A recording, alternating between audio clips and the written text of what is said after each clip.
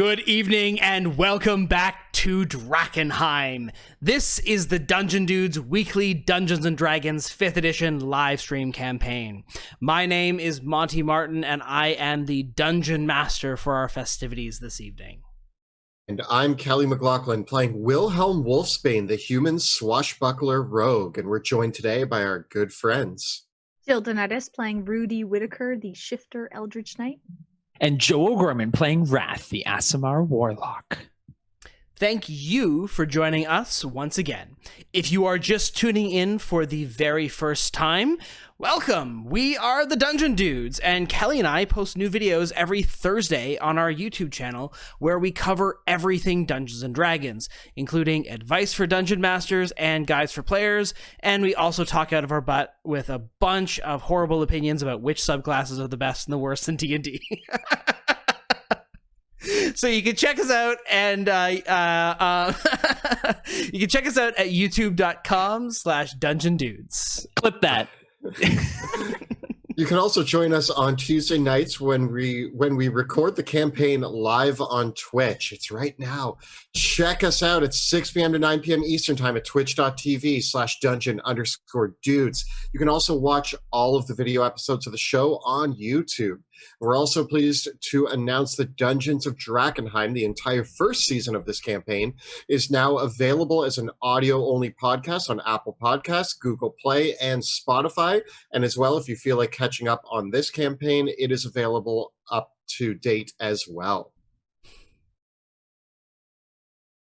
Fantastic. And with that, I think we will venture back into the shadows. Drakkenheim is no more.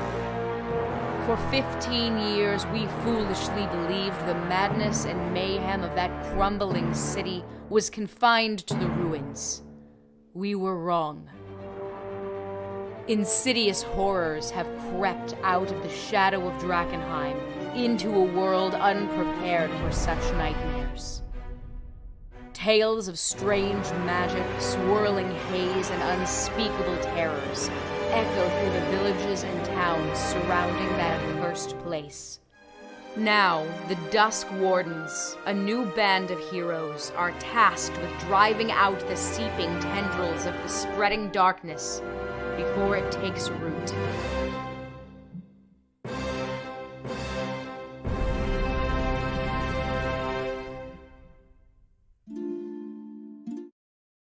Welcome back to the shadows of Drakkenheim.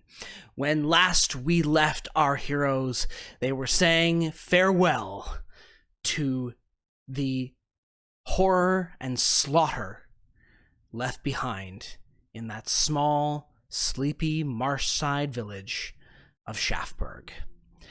Astride the mounts granted to them by the grateful surviving villagers, our heroes now venture along the long road between Shaftburg and Todesfeld, which will eventually take them to their destination, the city of Dransmund along Ash Bay. There, they will reconnoiter with River and determine their next steps and their next objective as the Dusk Wardens. Our heroes trot along as day breaks over the Elvenmire Marsh. The muddy roadway between Shaftburg and Todesfeld is here and there. This roadway is sustained with cobblestones in some parts, but in others it is still tracking through the marsh. And so entire logs have been cut in half and laid along the road so that people don't sink into the mud and the whole road is largely stable. As we trot along, I believe your homework last week was to name and describe your new horses granted to you by the grateful villagers. Who wants to go first? Go first. Okay. All right. So Wilhelm trots along solemnly. It's been a rough few weeks. He almost got his brain eaten. So he's trotting along on top of a chocolate brown bay horse who has a black mane and tail, and a portion of his legs are also black as well, but he also has a white marking down the center of his nose and some white tufts near the base of his legs where they meet the hooves. The saddle and gear on the horse are a forest green color, and the horse's name is Bishop. Wilhelm named the horse under a name that he thought reminisced of strength and courage, and a very lordly name for a very lordly horse. Which is also strange because there's no such thing as a bishop in this world. It's just a name now. It's just a strong name. Now it's known as your horse. Anytime someone mentions the name, oh, you mean Wilhelm's horse? Yeah, the famous bishop, the only bishop. At least in this part of the world, because all those who would hold a rank similar to a bishop would be called a high flamekeeper. Nevertheless, Rudy, what type of steed are you traveling on? So trotting just behind Wilhelm, thinking about the months worth of terrors. Rudy rides astride a chocolate flaxen Rocky Mountain horse is the breed, but essentially it's very dark and in body and almost like blonde in mane, that kind of trickles into like a darker root. So she named her horse's name is Salamander because of his fiery spirit that she knows is deep down inside her steed. So she calls him Sal for short, and he's pretty sturdy and doesn't make much trouble, keeps his mind on the road ready to go, and seems very loyal, but we shall see what happens when they get into trouble. Very good. And Wrath, probably the least experienced rider amongst the group. Well, Rudy and Wilhelm both seem to know their way around a horse quite well. It's not quite the case for Wrath and Bruce. Yeah, Bruce is constantly investigating and pawing at his newfound companion, Petey. Petey is a white Mustang. Totally white except for like that a little bit more blonde in the mane. He is wild temperament. He seems like he's a little younger, a little bit more temperamental. He doesn't necessarily enjoy being just given away. I think he's still getting used to the idea of being ridden. And I myself, Wrath, is finding it quite difficult to manage, especially in the swampy regions, while Bruce picks at his legs. And he's constantly kind of kicking back and giving Bruce the what how. I also don't know how to communicate with it. Normally I would just talk to it and it would tell me what's wrong, and also probably secrets about the cosmos, but this horse seems focused on pooping and eating. Only Bruce tends to have, a few more secrets up his sleeve, but this animal seems to stop at the rudimentary functions.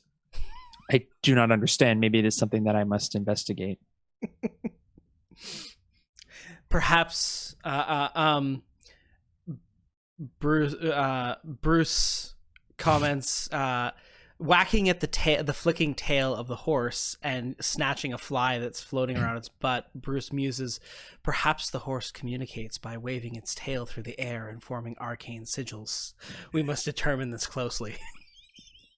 We will spend the next many moons investigating it. And no, Bruce, you may not eat this horse for the 300th time.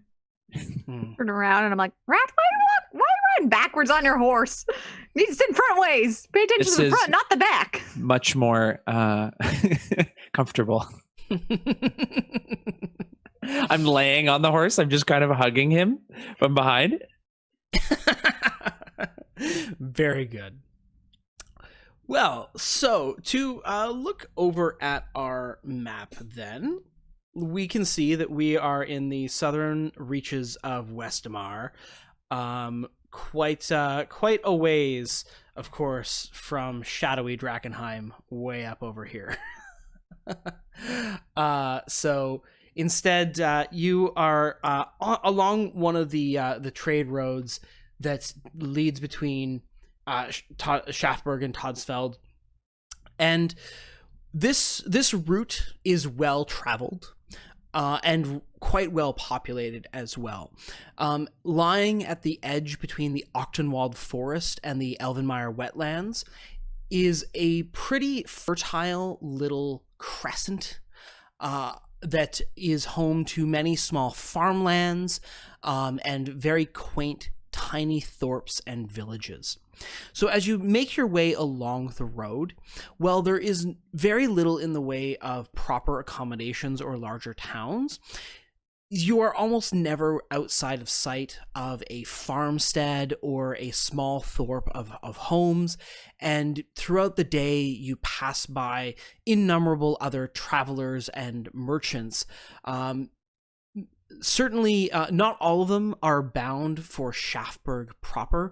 Many of them are just on their way to the next thorp or over to their neighbors, although some are bound for further parts beyond. And those that that do mention they're off past Schaffberg, your thoughts do come to the fact that, fortunately, those that are traveling to Schaffberg will not meet the fate of other groups that did, like Verona von Baden and other travelers. For certainly, Schaffberg was a trap for Schaffberg lying along the main road would have been a trap for anyone going through it now. It is the journey itself is going to be, well, let's see here, about 160 kilometers, and mounted on your horses. If you go for a full day traveling, you can very easily on horseback make 40 kilometers or more.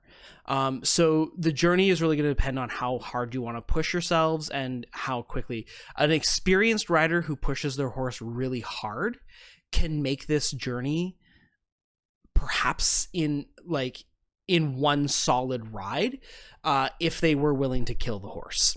But otherwise, it would be possible to make this journey, in anywhere from 3 to 5 days, depending on how much you spend traveling. Normally it takes people about a week because people don't walk for 8 hours straight a day.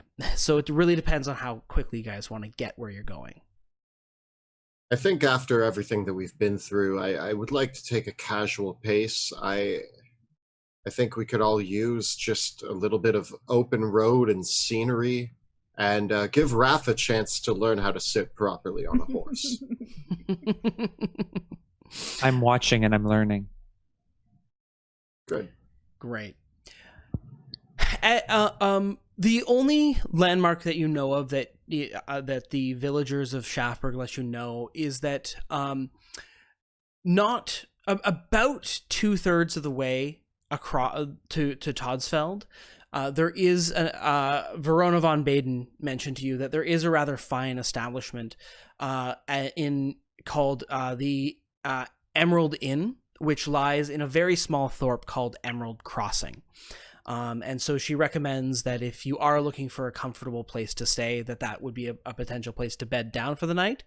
But beyond that, along this entire stretch, most folk just hope for the hospitality of a local villager if you're staying overnight. This isn't the time. Well, you certainly could camp out. Most of the time, it's common that when you stop over in a thorp along the way, you just kind of knock on somebody's door and say, "Hey, we're passing through for the night. Can I stay here?" And you don't have any trouble finding a place to stay, although Wrath gets some looks. Usually most people don't say no to someone who is obviously a member of the Amethyst Academy. All the folk know that if a purple, in fact, in many cases, when you stop over on one night, Wrath, one of the folk that you stop over at when you knock at her door, she says, "Are you here for little Billy? I knew he was a strange one, but he's just so sweet. Please don't take him, sir. Please don't take him." And you realize that there's a folk story amongst the people of the of Westamar, is that if a purple-robed person shows up at your door, it usually means they're here for your kids, because the Amethyst Academy, by right, has the authority to take any child who exhibits magical ability above the age of 6 into their permanent custody. So while people do not fear you, usually parents are like, "Does this mean you're taking my kids?" So fortunately, the situation is not so, but you do find another place to stay for the night. Learning this very quickly, I start Wrath, you would know this. This is like John, maybe a less imposing disguise to ease our visits. Maybe I'm not the doorman, or if I am, I'll wear like a more generic wizard look, or just like a guy. Yeah, the inverse is also true. Sometimes parents who are eager to get rid of their children will So like along the road we have some houses where they're like, "Don't take our kids," and others are like, "Take them. Take the kids. Take the first brat." few. You have to talk me out of it. Yes, I will take your children. This one looks young and oh.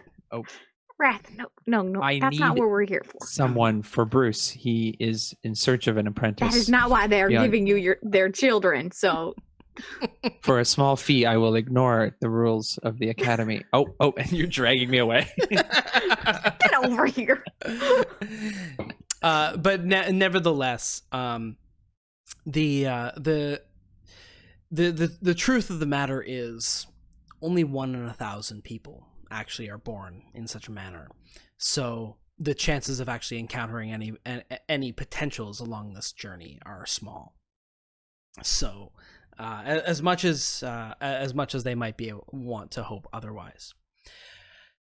It is not too much longer before you, after about 3 days of such travels, you come upon the small thorp of Emerald Crossing, a town that is known for its wonderful orchard of Granny Smith apples, which is how it gets its name. And you can smell in the air the Emerald Inn with the nearby brewery, where they make a very fine, they call it Emerald Orchard cider.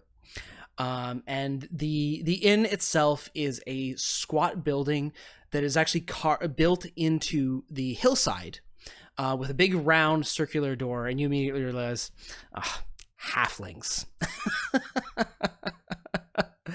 And the smell of apple pie lingers in the air. As you come up towards the inn, outside it is built a large stable with several carts and merchants merchants' wagons that are all parked outside. And as you go in, and as the stable girl, a young halfling girl named Val, takes your horses, you can see that the stable is full. There are at least 20 horses filling this stable, all of them covered in silver, gold, and white barding, and the livery bearing the symbols of the Church of the Sacred Fire. Busy night you're having here, Val? She says, "You could say that again. I've never seen horses this big before. Have you? Look at them. Those are Illyrian-bred war horses. Oh, I'm going to have to call my brother, because we're going to need 3 people working the shovels tonight. Those things poop so much. I don't know what they feed them, but they're the biggest horses I've ever seen." Heard they put a little something in their grains when they feed them to get them that big. Well, whatever it is, they're magnificent animals. I mean, no offense to your horse's mind, but wow. I don't know if... I hope we got enough feed for them all. I don't think they're staying more than one night, though. Will you be able to care for our horses as well, or is that going to be a problem? Yeah, I can manage. Don't worry. We'll get them all in. It's okay. Well, friends, looks like we have Valyrians staying along the road as well. I mean, not my favorite place to stay if they're here, but if we gotta do what we gotta do. I mean, sun's going down and there are a few barns around here, but there's been a lot of talk of the Illyrians lately. It might be good to listen in to what's going on, what they're talking about. We should keep our plans secret. Of course. What should we say if they ask why we're here? We're just on our way to Todesfeld. We're traveling from Shaftburg along the road. We have business with the Duke. Because we do. We do, but well, I hope they don't get too nosy. The Illyrians like to stick their nose in places they don't belong, so... Well, they have no right to ask us what our business is. We can politely decline that information. It is reasonable that if we do have business with the Duke, that it might be private information. I have two questions for you all as you head in. Number one, Wrath, are you wearing your academy robes? Yeah, so thinking of this as we go in, I'm going to don a more simple guise, something, a standard traveler's wear that I've seen along the road. Maybe the last person I saw leaving, passing by, just like simple traveler's clothes, nothing fancy. And I'm going to kind of give myself kind of a human look. Probably one of the many people that I murdered back in Shaftburg. Okay. The sheriff. Sort of a ghost from the past. No one particular. Very humdrum. Okay. And do any of you have any delirium on your person? Yes. Question. We definitely collected some in the at the bottom I think of the elves. You've been keeping all the delirium because we need to bring it to River. I know from a while ago we had a delirium rock. That's all I have written down here. Yeah, and we found some shards after killing in the cave. That guy's brother, the big. Okay, so you all are still carrying that with you. But I think Wrath has all of it. Okay, so that's what I wanted to know. Is there anything else that you want to do or prepare or conceal before you enter? I'll put my hood up, and just in case, just to set the tone. And I do also want to announce that rule number 44 is that information is best gathered where locals gather. So this might be a good opportunity to gain some information on what the Illyrians have planned on their march for Drakkenheim. We can go in with the plan to have a drink, have a meal, have a good night, maybe meet some folks, see what they're up to. We're just passing through. We're just passing through. Alrighty. You open the door to the Emerald Inn, and the smell of suckling duck and apple pie and cider assaults your nostrils. Within is a very low ceiling, perhaps only 7 feet high, and a cozy little tavern with no more than perhaps there in the whole tavern there are arranged in kind of a 5x5 pattern are 5 large round tables. And then there is a small stage upon which a young halfling minstrel appears to be strumming along on a guitar. There is a warm hearth that basks the whole room in a golden glow. But as appropriate for the Emerald Inn, all the lanterns are frosted over with green glass, giving the whole hue of the whole thing this very warm green and golden illumination to the whole thing. And the windows are all embossed with bits of green glass. And behind the bar is a bright red-haired halfling man that is more nose than face. And he has a very short beard, and he says, "Oi, welcome to the Emerald Inn. Grab yourselves a seat, sit down, and we'll be around with some more cider for y'all in just a moment." And he says, and he points to the throng of soldiers that are occupying almost all the tables in the Emerald Inn, and says, "Good chaps, if a few of you could just move around, and Vel and the stable hands will bring out a couple more stools. So it's a very busy night here. Just bear with me, but rest assured, there's plenty of pie, duck, and cider for you all." Brings back memories, boys.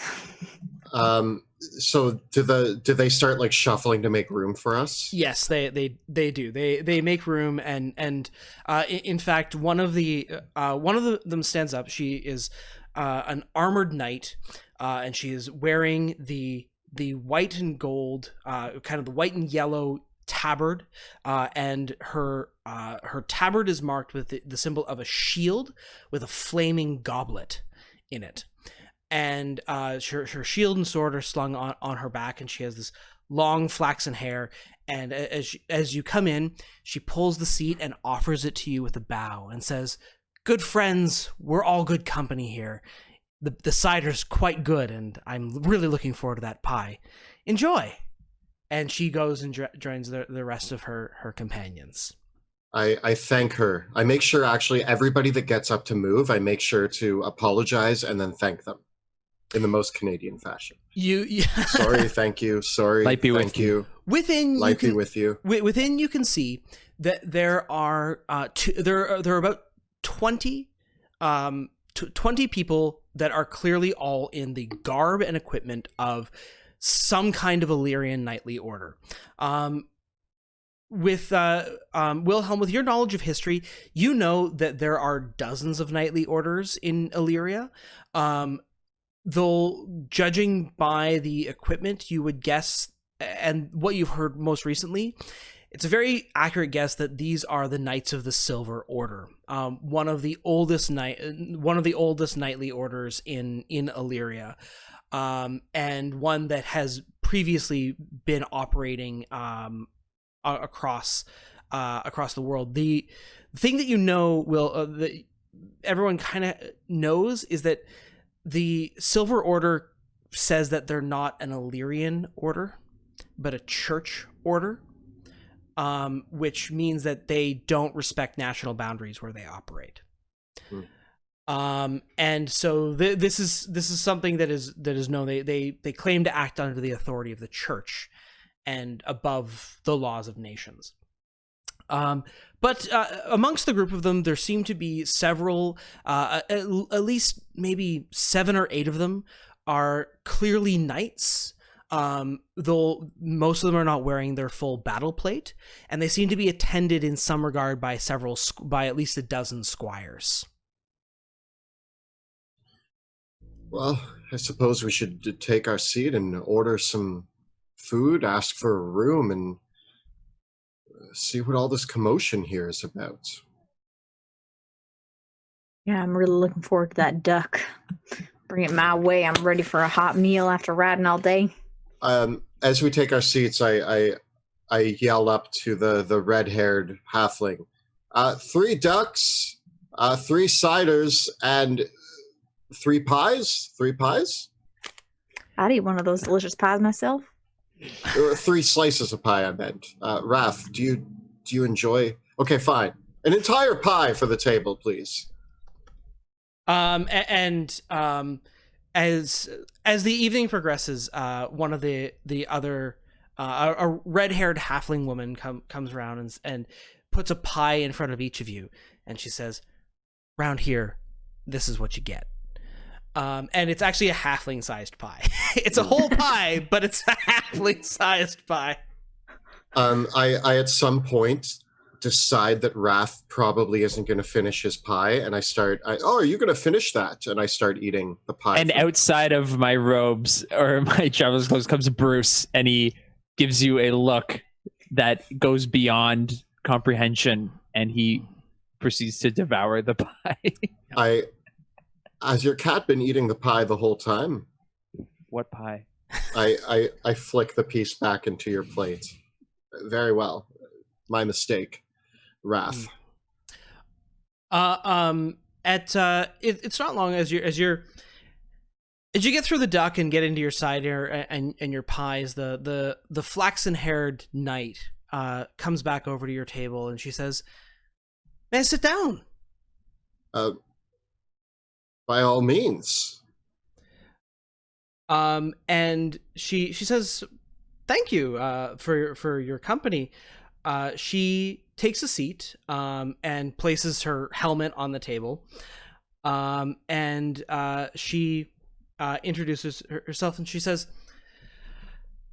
"I just wanted to introduce myself properly. I'm Gloria Hackfield. I'm one of the Knights of the Silver Order. Who are you?" Wilhelm Wolfsbane. I just a traveler, and I'm here with my companions. Rudy Whitaker. Stephen Hodges. Give me a deception check.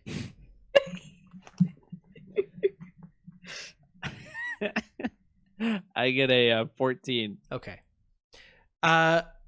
Gloria smiles quite warmly. She's got a bit of a round face to her. You can see that there's the marks of some old scars to her, and she's by no means a slight woman. She definitely looks like the type of woman who could snap your neck. And she sits down at the table, and she says, "Norris, another round of ciders, please." And she says, "You'll forgive my intrusion. As you can probably tell, we're not from around these parts." We know you're not from around these parts. From Illyria, correct? Yes. We've come up from Michael's Gate at the orders of the ecclesiarch, and we're just moving through with the rest of the column and in the area. Are you from around here? Not from around this direct place, but Westamar for sure. Not too far north of here from Tier Haven. You must pardon me, of course. We've been traveling for a little bit of time, and we're on a bit of a sensitive mission, but I was hoping that maybe I could ask you some questions and get some information from you. We mean no harm, of course, of any way, but me and my compatriots here, we're just gathering some information about things that are happening in the area, and strange things, and the movements of people around through here. And we were just hoping that maybe you'd be willing to talk with us and share some information with us. Well, I might have a proposition for you then, ma'am. We don't see many Illyrians. We haven't seen many in our travels so far. You're some of the first. We've heard a lot of whisperings of Illyrians in our area, so we also might be interested in learning some information. So perhaps we can go question for question and see what each other knows about the ongoings of local business. I know. Listen, I've spoken to a lot of people who are really concerned about what's going on. And I just want to assure you from the bottom of my heart that we mean no harm to the good people of Westamar. Many people are threatened, and many people are frightened by our movements. But we are here with the best of intentions. And in fact, right now, I'm actually just reassure. You're from around here. I just wanted to let you know that myself, me, and Marcus, and the rest of us, we're actually traveling to Todesfeld to meet with Duke Ludwig von Fritz about potentially him committing some of his soldiers to our cause. So we're working together.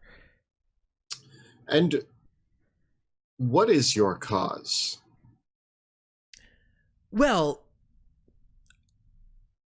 I understand. You have many questions of your own. You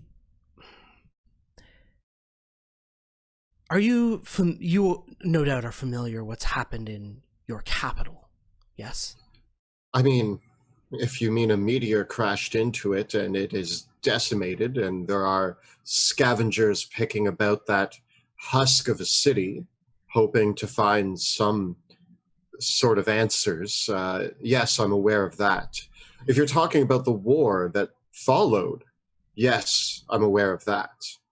If you're talking about the recent issues surrounding Drakkenheim and possible threats that the meteor itself may have caused, yes, I've heard whispers of that as well. Or if you're talking about the whispering of war between Illyria and Drakkenheim, I've heard whisperings of that as well.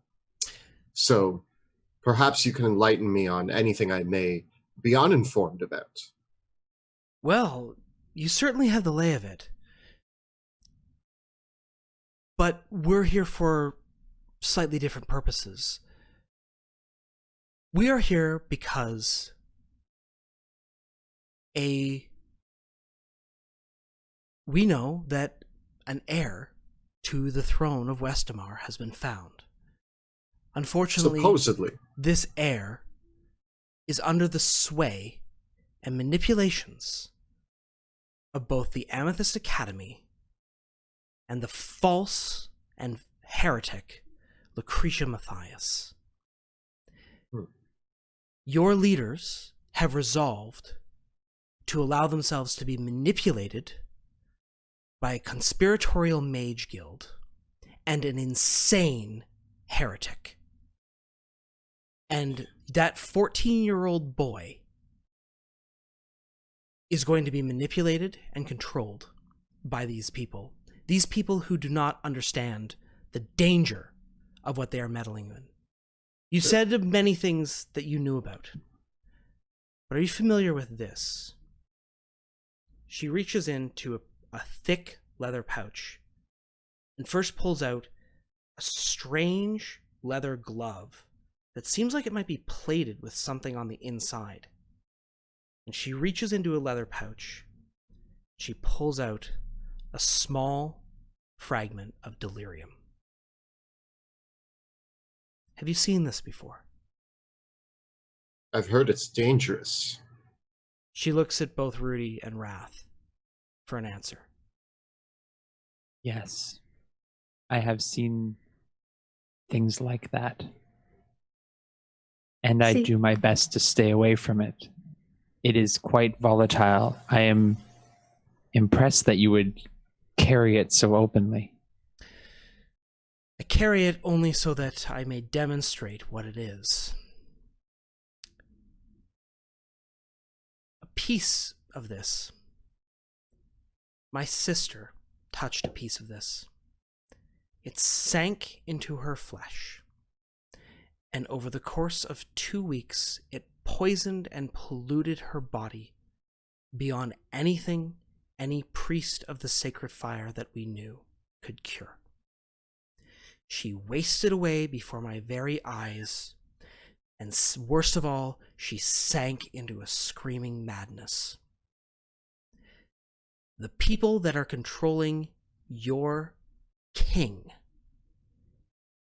want to sell this for profit. That's why we're here. There is no king.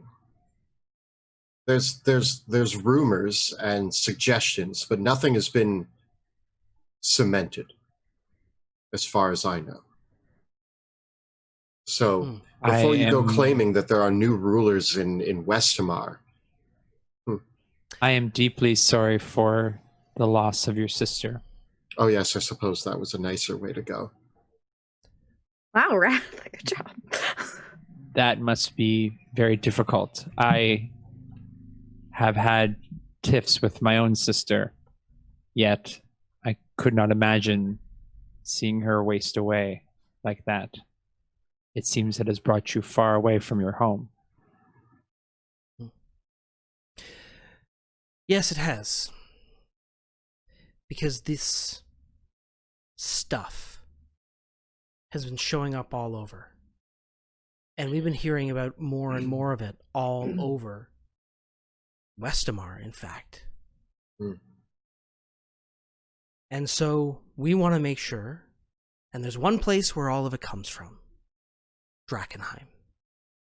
And as long as there are people there that are willing to use and abuse it, things like what happened to my sister are going to keep happening.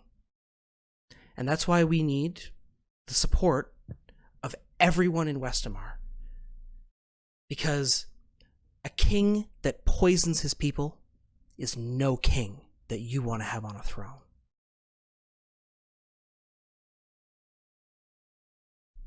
See your point.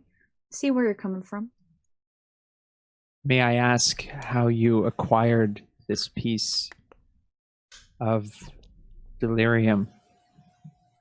I pulled it out of my sister's corpse. I'm so sorry. You said you had questions for us. I wanted to know if you'd seen it, and evidently you have, and I would love to know where. Well, let's just say it's crossed our paths. There's reasons why we're on the road. Those reasons may be to do with delirium.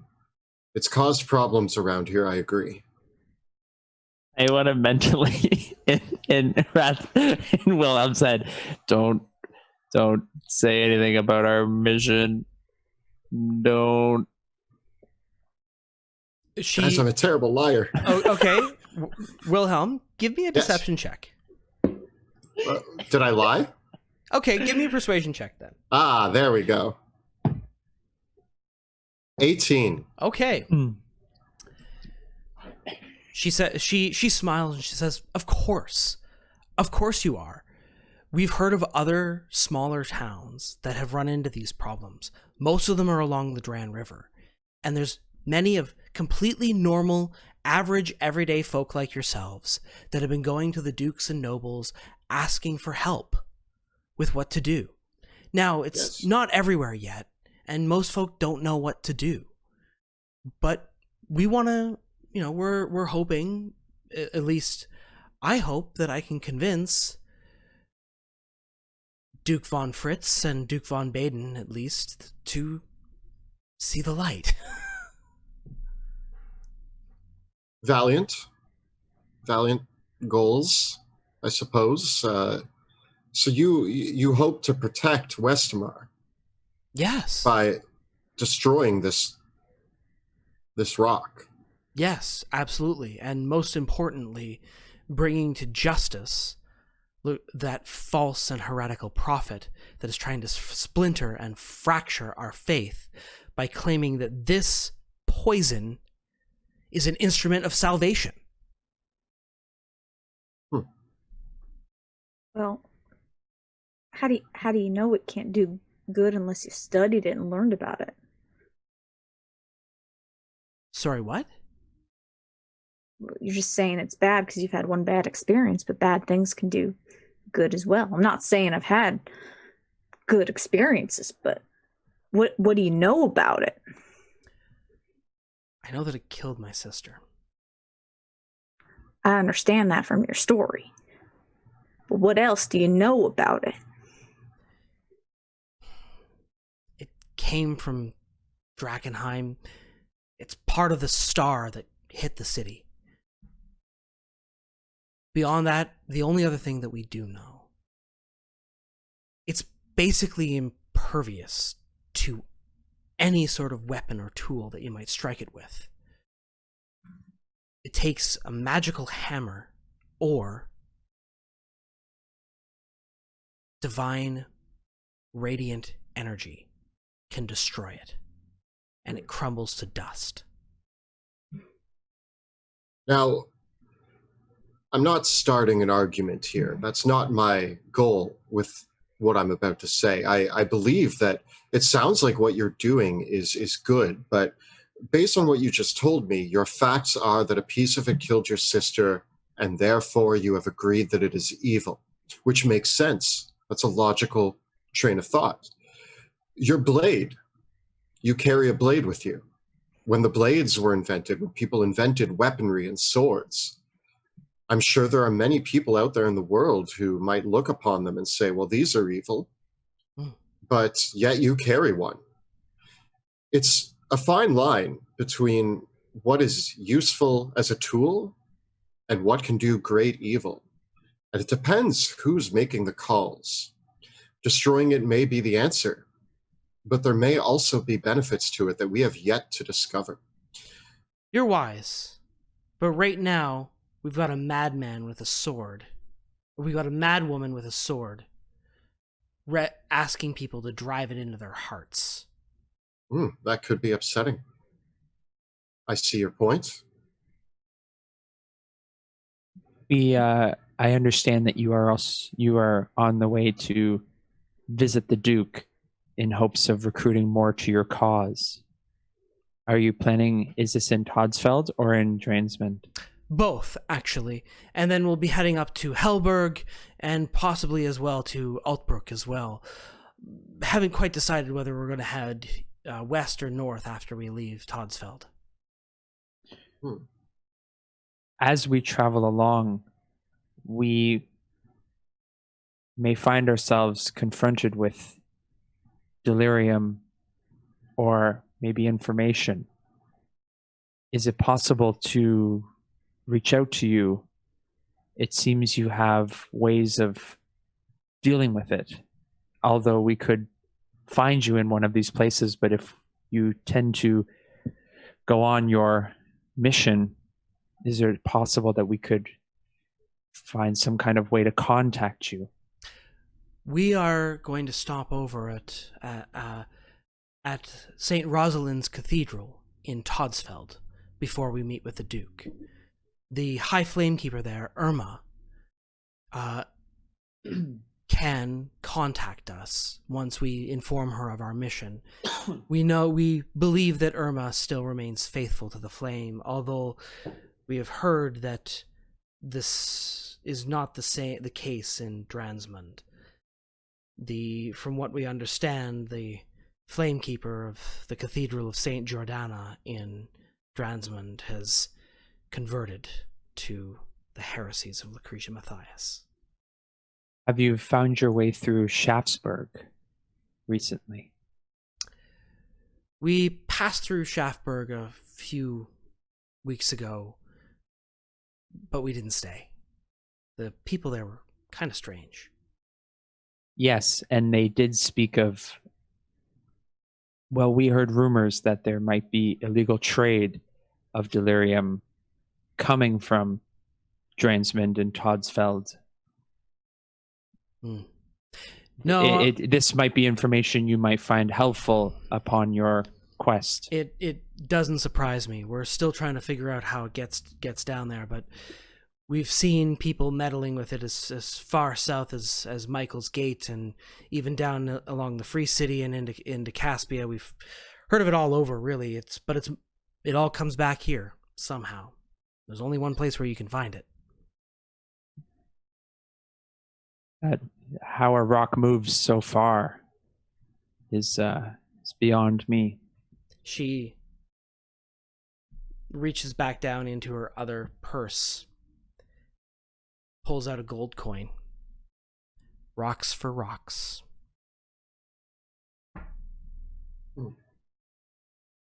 Very interesting. Some people don't think about the consequences of the harm they do just to earn a little bit of cash.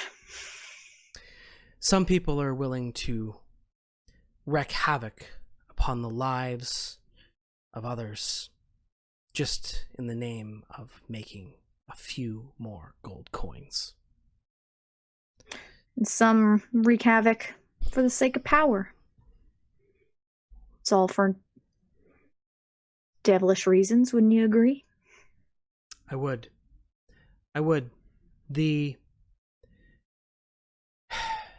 She sighs. She says, I try to live a noble life as best I can, keep the flame both in my heart and in my spirit.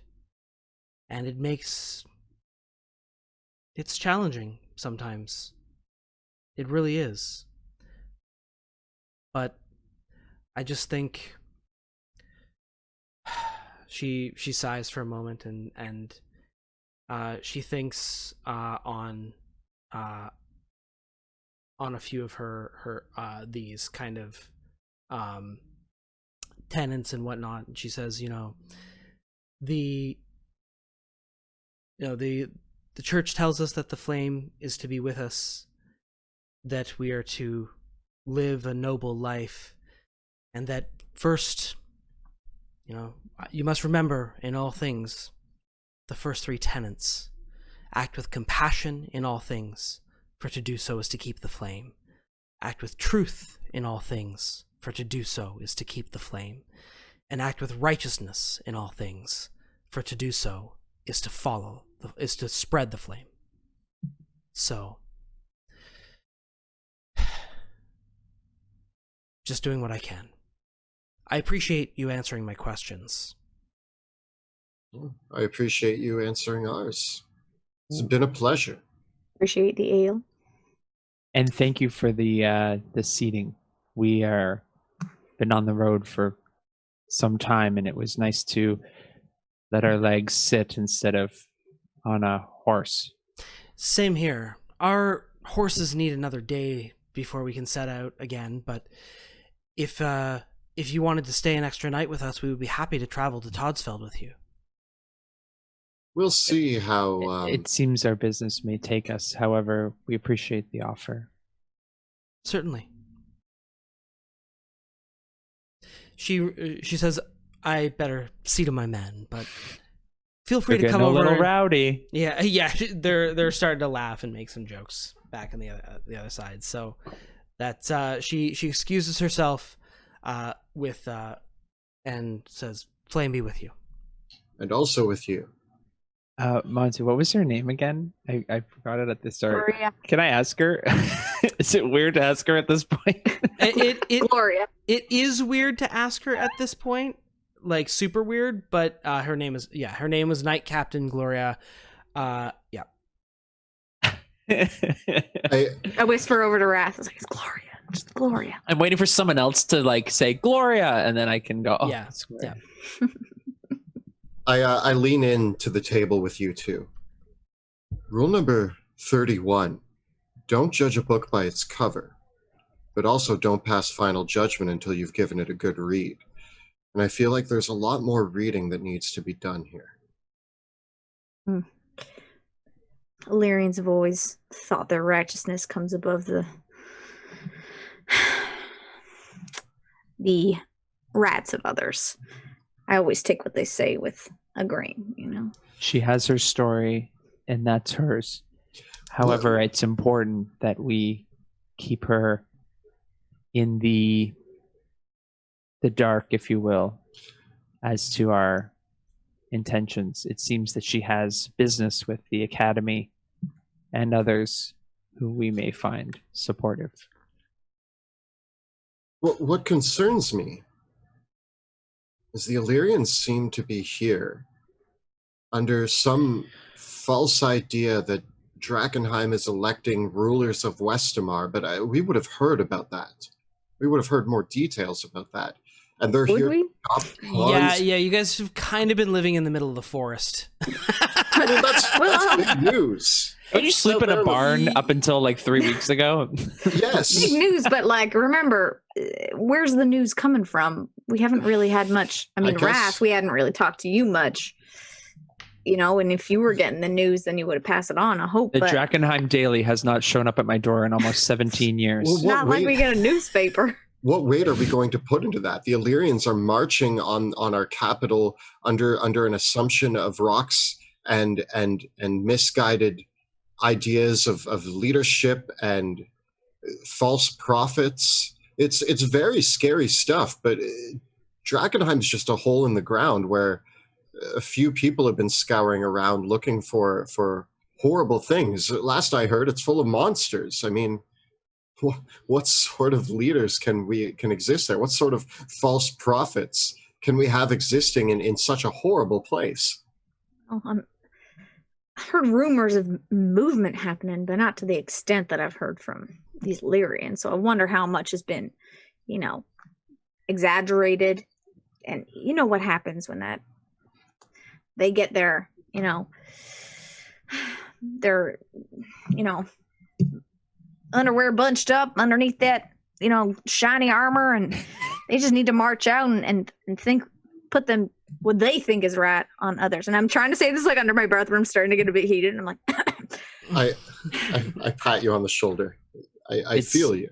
Anything to send this many Illyrians to our lands, it must be something important. They could have, if it was any sort of other mercenary group, I could understand it being for their own intentions, but they have a righteous order, a duty, if you will, and it seems that they're very driven.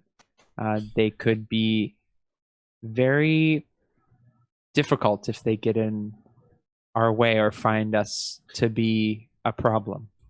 last time I heard this kind of news, though, this kind of talk, like trying to turn citizens upon their leaders, there was a civil war that happened. And I ain't about to go put my foot in anything like that. No, there's no reason. The thing that worries me the most, they sound righteous and true. They are known to exaggerate. We all know that. They have a righteous path that they believe they have to follow, and sometimes that steers them to bewildering ideals. However, the last thing we need in Westamar is another war. We are still recuperating from the last one. And if they're trying to gather cities under their name, what about the cities who refuse? Then now we have another reason to go to war. The thing that scares me is both war and the fact that they bring up the Amethyst Academy several times in this loose conversation. Wrath, I'm going to look to you for answers here, but how much do we know? I know that you've said that they're taking delirium to use it for benefits, and I believe that that's true. I don't believe they have ill intent, but how much do we actually know about what either of these groups are doing? One plans to destroy it, one plans to exploit it. Are we For the longest time, yes, the Academy intends to use delirium for its own purposes. It is almost how things work now. And these religious followers, it is in their mission to destroy it. They see it as a blight upon the land. I do not know if they will ever see eye to eye, but these seem to be two extremes. And we find ourselves sort of caught in the middle as those in Dransman, Todesfeld, and others use this as an opportunity to profit by either selling information or delirium itself. We can reach out to River. River may have more information, but I do follow the way of the Academy. In your words, the delirium is powerful, and in capable hands, it can do great things. It is unfortunate what happened to those who cross it, but I still believe it is. But sometimes I must hide my true intentions for the sake of information. I also don't believe that what we've been seeing is totally based on just the delirium being charted out of Drakkenheim and traded around this area. I think there's something else going on here, and we need to keep that in mind, that it may not be the people causing this, but the nature of delirium itself. I also suspect, I agree with these points, and to follow on those notes, I do suspect that if the Amethyst Academy had plans to fully exploit delirium, why would they hire the three of us to go seek out where it's causing a problem and put those problems to rest? Again, that is a source of them trying to control and use it for good. Even by hiring us, they're doing good, right? We are the good doers. Hate to say this, but it can also be considered a cleanup crew to try to take care of a mess that they won't clean it up. I'm not saying that it's their mess that we're causing, but to keep it on the down low and not share that kind of information around, it can be seen in their favor to use delirium and not show what it's actually doing to people. So take that with a sly thought. This is why you're the sheriff, Rudy. Makes sense to me. Again, I go back to my first point. There's more reading that needs to be done. We need to find out deeper what is happening in Westamar with this delirium. We need to find answers, and I don't quite even know what the questions are yet. But I think it's our job to investigate this mystery. We were hired by the Academy. I think we should finish our duties to the Academy and to River. It is what we've been tasked with. It is what has gotten us this far away from our postings, your hometown, Rudy. This is what we're out here doing to, as capable members, our discretion should be upheld, and we should continue to figure out who else is dealing with this delirium. Wrath, I think you're right. It would be not very noble of us if we did not stay true to our mission, and that's what we're here to do. But I think you're right, Wilhelm. We need to keep our eyes out. We need to ask the right questions, and I think we can do a little bit of digging of our own to figure out what's going on and consider, when we have finished our mission, we have completed it, if we still want to be part of the Academy, or if we need to consider what else we need to do in this crazy atmosphere and changing times that are happening around Westamar. Rudy, rethink part of the Academy. I don't understand. Well, again, we have lots of questions. We don't have a lot of answers. We can have our positive intent towards what the Academy sent us out to do. But the more I'm hearing, the more I'm figuring out, the more I'm questioning all the things that are happening with this delirium and how it's actually affecting the world. And I just want to keep my eye out. There's a small voice. I know it looks like y'all are having a private conversation, but I couldn't help but noticing that it looked like your ciders were broken. Did you want me to top you up? That would be lovely. Yes, another round. And Breaks more the pie, tension. please. More pie. More pie, please. Like maybe 3 more pies for me. Gentlemen, do you want more pie? I will take another pie. Yes, Okay. thank you. 1 for each of them. 3 for me, please, because they were a little bit small in the portion sizes, and as you can tell, I'm, not a small woman. I can take care of my appetite with many of these halfling-sized pies. Very good, but I must warn you, we really the full pints pack quite a punch. So if you want to have any of that kind of, it looked like the 3 of you were having a pretty intense conversation there. So if you want to take a room, and there'll be more pie when you get back. We would like to stay the evening if we could pay for that as well. Certainly. It's a gold piece each. Throw it on the tab. On the tab. For everything? Is it a gold piece for everything? Oh, that's just for the board. The bill for dinner will come shortly. Oh, thank you. Don't worry, boys. It's on me tonight. Oh, Thank you. I did eat like Rudy. 3 times the amount of pies that you guys are eating, so it makes sense not to split it evenly. Yeah, the dinner, all said, the stay ends up costing you only about 10 gold pieces, and they have a way of recognizing their adventurous types and raising their prices. You think that perhaps if they thought that you were but is there anything else that you want to discuss or meet with Gloria Hackfield and her other men before the evening passes? I'm sure, and I'll speak for myself, but you two can make your own opinions. But I'm sure that in that moment where the tension broke, I think Wilhelm looked up and realized that we were sitting in a bar with 20 Illyrians quietly mumbling about deep, dark secrets that we don't want them to know. And in that moment when the tension broke, he's like, right, I'm gonna shut up. We're gonna talk about how delicious the pie is. Pie. So Rudy, I have to ask, when you're riding this horse, do you kind of like lean into it? I find my crotch is on fire by the end of the evening. At the mention of the horses, the Illyrians all perk up, like as if they're like horses. And immediately they spend the conversation, the whole bar moves to horse breeding, and there's more than a couple derogatory jokes about Illyrians and their horses, and this is why.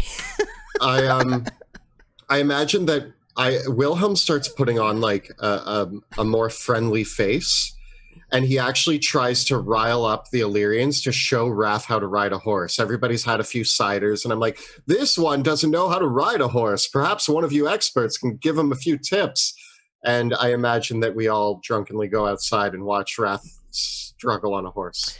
Indeed. That's my thought. That's what I'm trying to get riled up. And I think that's where at that point, with Wrath tumbling from his horse, in a drunken state, I will have you roll me a d6.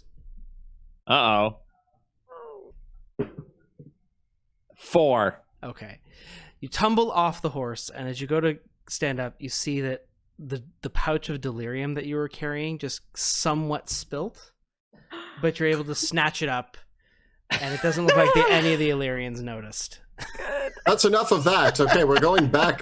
Time for bed. I think my friends had too much to drink to really remember anything about horse. I'll teach them on the way. Don't you worry. We're travelers to Todesfeld. All right, Wrath buddy, come with me. Come with me upstairs. I'm a wizard. Shut up.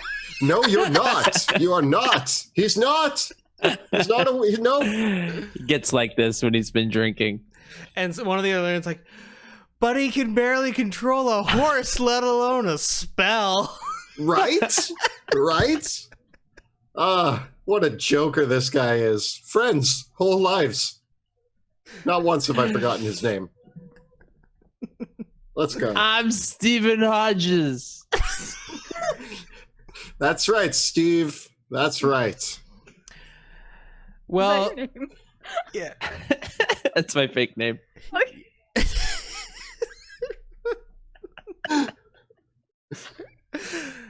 Okay. With that, the evening passes, and you rise up in the morning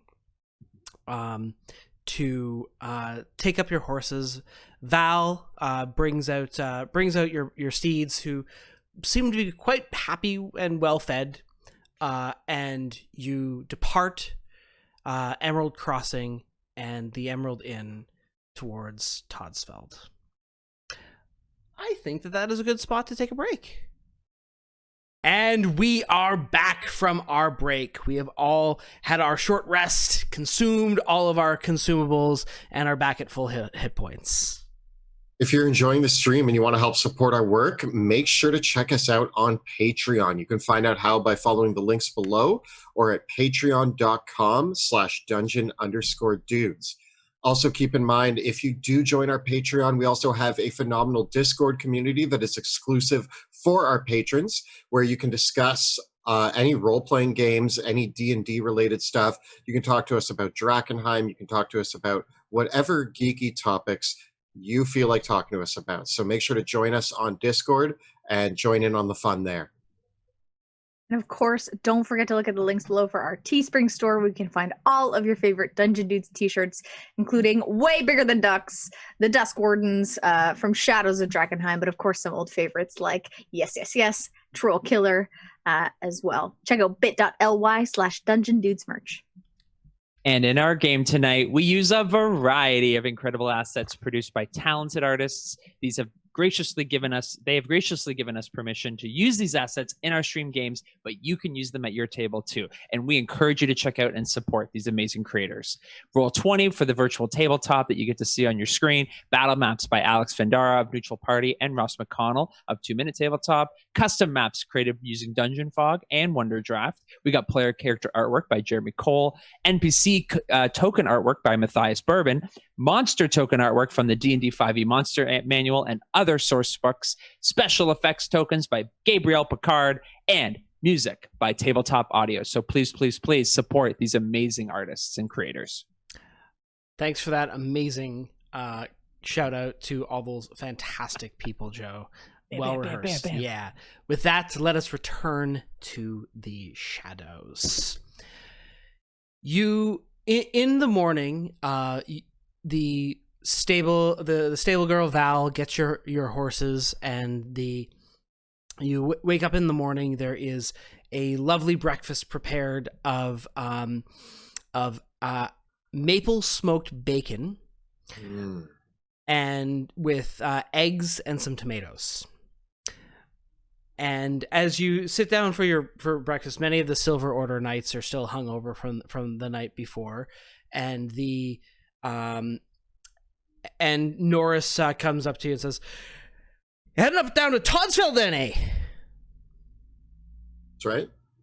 Well, if you do, if you're thinking of heading up that way and off to Dransmond, I'll just let you know there's a few places that you can stay in Todesfeld, but just a bit of my advice.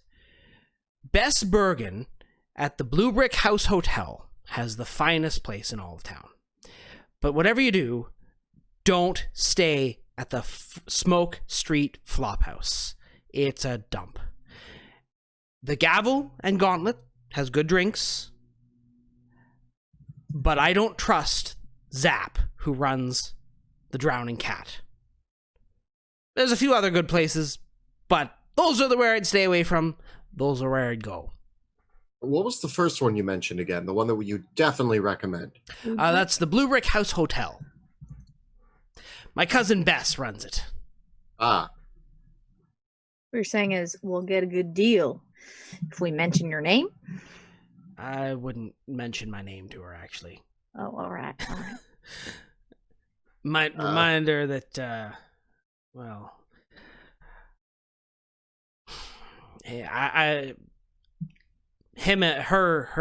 Her son and I had a bit of a political argument last High Summer Feast, so...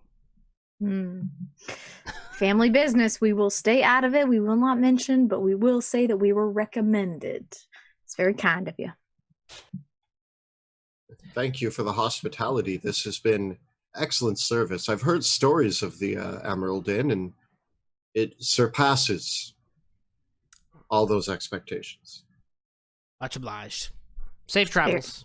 It's very green. Thank you. So you set off in the early morning, and if you ride hard all day, you might be able to make it to Todesfeld by night. Or you could stop off and probably make it in the afternoon of the following day. What would you like to do? Just want to camp out in the road? Sure. I can arrange a tiny hut to suit our needs. Sure. So without pushing yourselves, the journey the second leg of the journey is much like the first, although as you get closer to Todesfeld, first of all, there are many more settlements along the way. And what you start to notice is there is a smell in the air as you get closer to Todesfeld. A smell of smoke and soot carried for miles. And it is, and as you pass through, you can see now that the rough hills, now instead of a forest, is rough hill land. For as you pass by a completely clear-cut section of the Ochtenwald forest. and a logging camp, the long abandoned logging camp. And the next day, you see an overladen wagon filled to the brim with coal, slowly making its way towards Todesfeld. For the hills surrounding Todesfeld are known for two things: timber and coal. As you finally, in the afternoon of the next day, you come to the outskirts of Todesfeld. There, across the flat marshlands where the Dran River snakes through before heading northwest towards Ash Bay, is the great and monstrous thing that is the city of Todesfeld. It rises out of the Elfmire along the southern bank of the Dran River. And before you, you can see a huge array of mills of all kinds. It is a girded and stone city of workshops, collieries, blast furnaces, rolling mills, and high chimneys pouring out thick black soot that shape the skyline. Todesfeld's biggest landmark, though, immediately catches your eye. For the city not only straddles the Dran River, but it straddles what remains of Todesfeld Dam, a great and ancient dam that spanned the Dran River and separates, actually, Todesfeld into a high town and low town. The high town of Todesfeld, built on the north part of the dam, is awash with cobblestone streets, and you can see the high steeples of the cathedral in the distance. The lower area, though, of along the Drans River of Todesfeld is basically a shanty town of mills and factories, with boardwalk streets all the way through, and scaffolding of construction across the whole way. There are tons of wagons of coal and timber lumbering towards the city, extracted from mud-slick mine shafts or clear cutting that happens along the edges. For Todesfeld is the industrial heart of Westamar. Not only does coal and steel pour out of the city, textiles, iron bars, lumber, weapons, you name it, they make it here in Todesfeld. It is as you approach Todesfeld, though, that you can see, of course, the dam is completely shattered and broken, and the Dran River is now a spurting waterfall over the dam that has flooded largely the lower part of the city. So the cobblestone streets that were the lower city are now a makeshift boardwalk that is between the buildings, and there's new construction now out of this newly kind of formed lake that has happened because the breaking of Todesfeld Dam was one of the last major battles of the Civil War. And so as you approach Todesfeld, you see one other thing in the distance. Not in Todesfeld proper, but out on the marsh, perched upon a strange rocky hillock in the midst of the marsh, lies almost like a vulture perched over a tree, is Castle Fritz, also known as the Sodden Castle. And there is a separate roadway leading towards the Duke's Castle, which is a few miles outside the city of Todesfeld proper.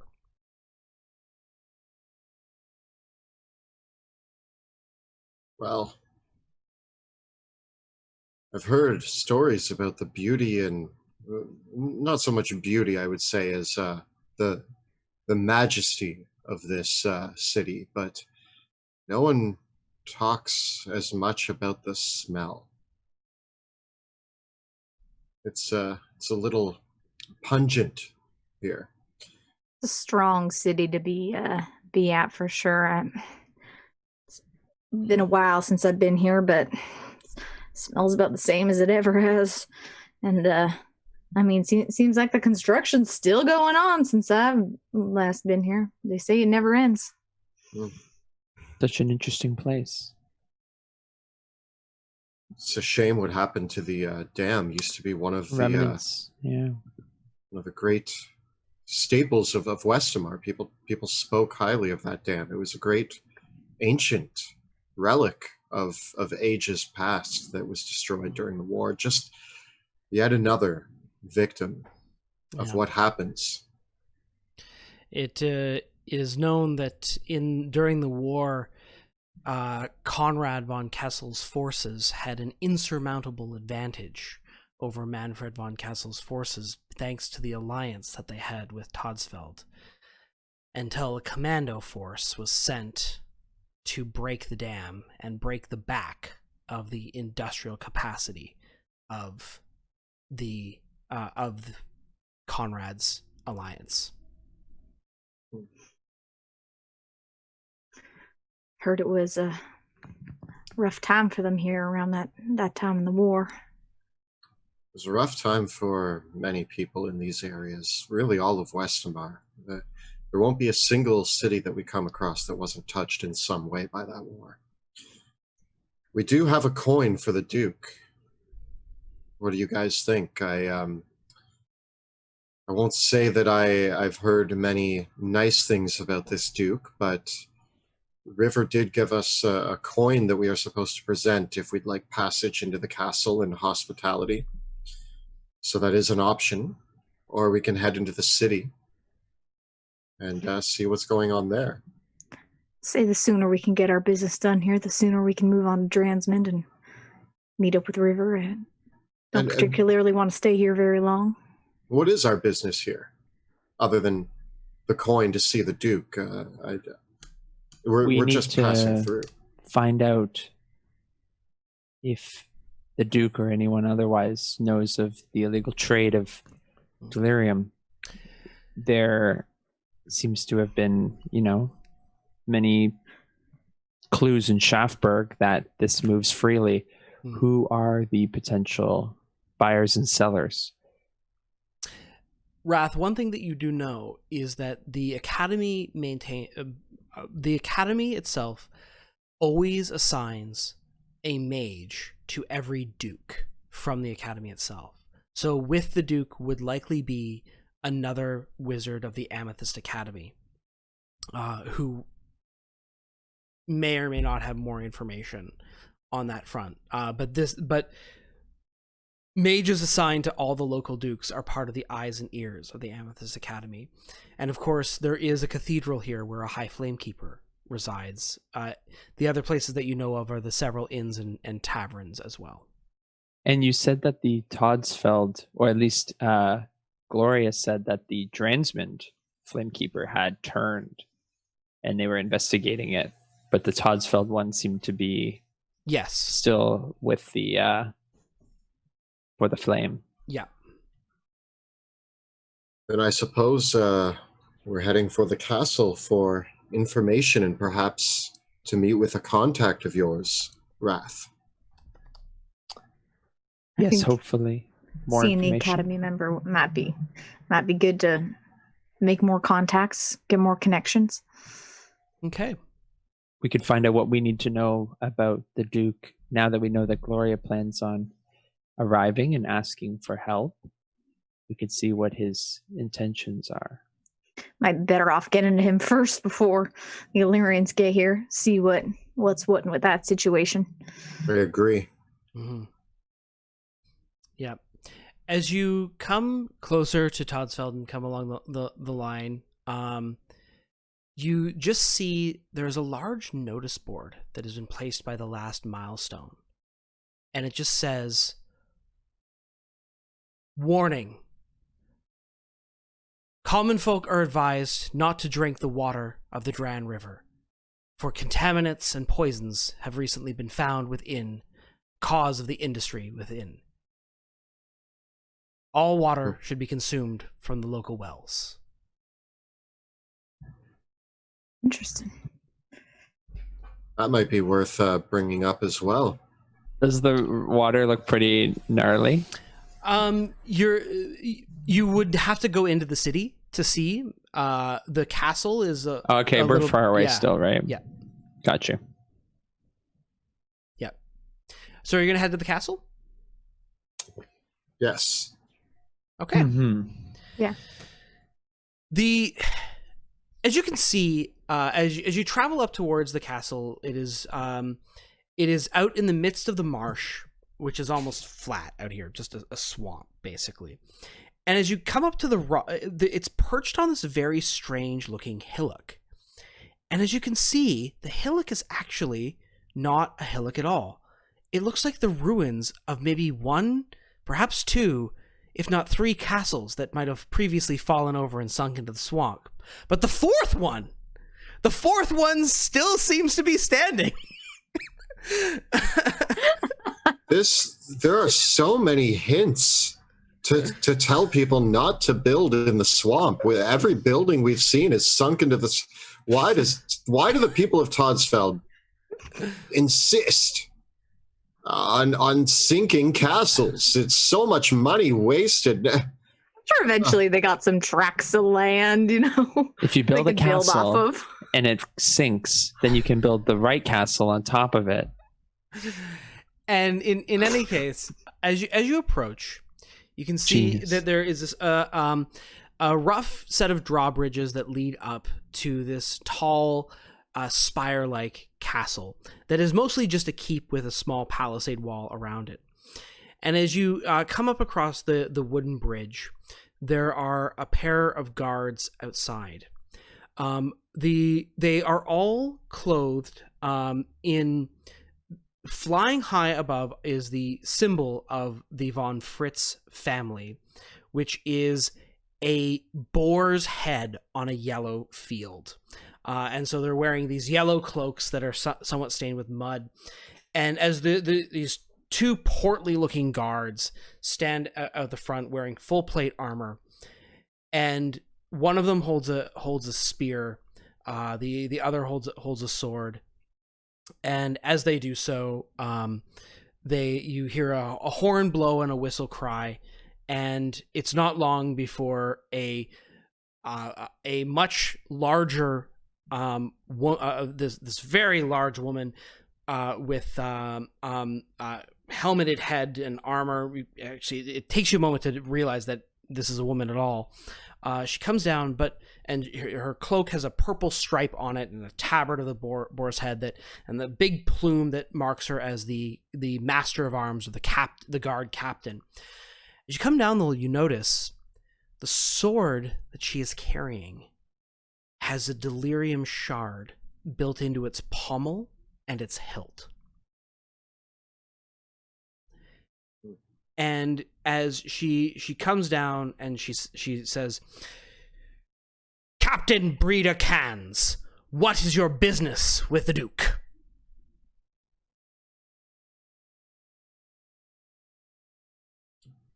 We bring information concerning the arrival of the Illyrians.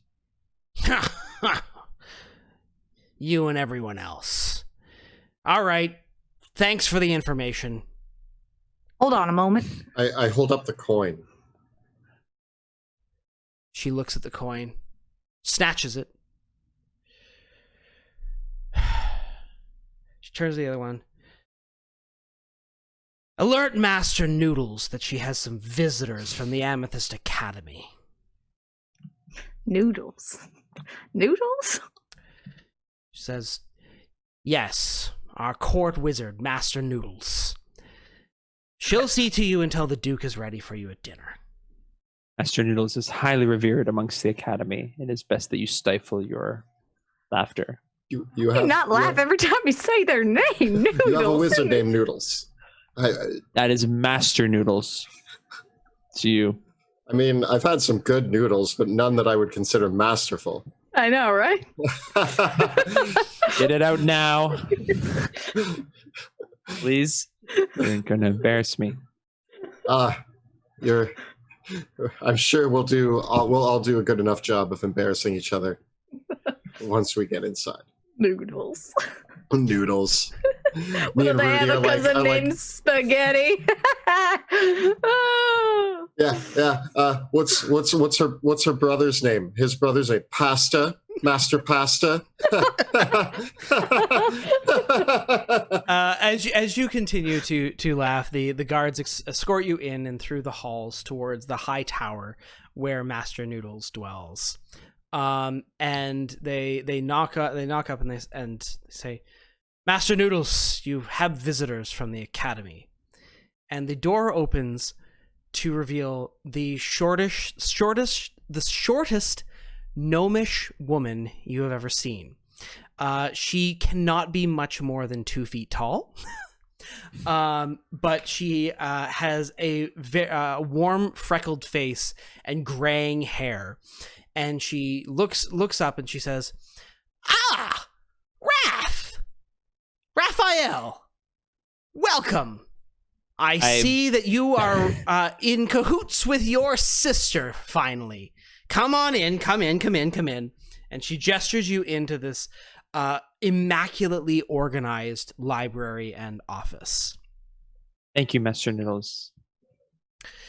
Inside the office is all manner of books, and her crystal ball and a pseudo-dragon familiar rests on a perch. The pseudo-dragon familiar is larger than her. And everything in her office has been built with extra step ladders and ladders for her to get up to everything that she needs to do so. So she clambers up a small ladder up to this high chair that is her table in front of her desk, and everything has extra support so she doesn't seem to acknowledge or even matter that she is a very small person in a world that was not built for someone of her diminutive size. But she sits down and she says, "Well, what wild goose chase has your sister sent you here on, Wrath?" Well, there was a incident in Haven, and afterwards we were sent on a mission to go to Shaftburg to investigate more issues with delirium. Oh, you're looking into delirium. Fantastic. It's very fascinating. My favorite subject, of course, right now. I, in fact, just got back from the Academy Tower of Drakkenheim. It was very exciting. Yes. You've been there. Yes. How recently? Yes. Well, it would have been now a few months ago, but apparently a promising newly inducted, everyone is saying this, but a former hedge wizard was found by your sister and led an expedition that recovered the Academy Tower of Drakenheim. And for that, he was granted the rank of Master Wizard. Very interesting fellow, seems quite disturbed, named Sebastian Crow. He would have been, I think he was friends with River, got kicked out for some sort of incident. Eldrick's never told me about it, but nevertheless, the city is horrifically disturbing. I mean, it's so bad. You wouldn't believe it. It's awful. And of course, the people there are just so optimistic that there's any hope whatsoever. It's really quite charming, but fascinating nonetheless. So they've reclaimed a tower. That's incredible. Oh, absolutely. The situation, of course, is rather dire, but questionable. But in any case, for the time being, we do have moderate levels of function there. I did opt to not teleport back here, mind you. It seems to be about a 20% survival rate for that. I'm nodding, but then I just slowly turn to Wrath, and I'm just like, yeah, 20% is not great. Are towers good? Do we want towers, Wrath? That tower was decommissioned, or at least maybe more appropriately abandoned years ago. Yes, indeed. And the spot on the Archmage Council still hasn't been filled. But in any case, it was a fascinating journey, and I was very, very pleased to see all the interesting things. And of course, it has shed all sorts of light on my work here in Todesfeld. Work. Have you... What kind of work are you working on? Yes. You mentioned you're interested in delirium. It's your favorite subject. Do you mind sharing a little bit of your work? These are my colleagues. They also work for the Academy. Wrath hired us all. Rudy Whitaker. Nice to meet you. I'm Sheriff of Tierhaven here along with Wrath and Whitaker. Nice, very nice. Nice to meet you all. And she says, I have some jasmine tea if you like it. I'll take one. Mighty fine, thank you. That would be great, Master Noodles. Can I get the pot for you? No need. And several of her unseen servants, yeah. In my head, I go, stop it, stop it, stop it. What are you talking about? Master Noodles is a fine hostess in her right mind. Bring us jasmine tea with the noodles. Wrath, I was just laughing at something you said earlier. Nothing related to this moment right now. Oh, you think my name's funny? I think my name's funny too. I think it's just interesting, all the last names that you have to be an Academy member. Noodles, Crow. What's next? Like, oh, well, of course.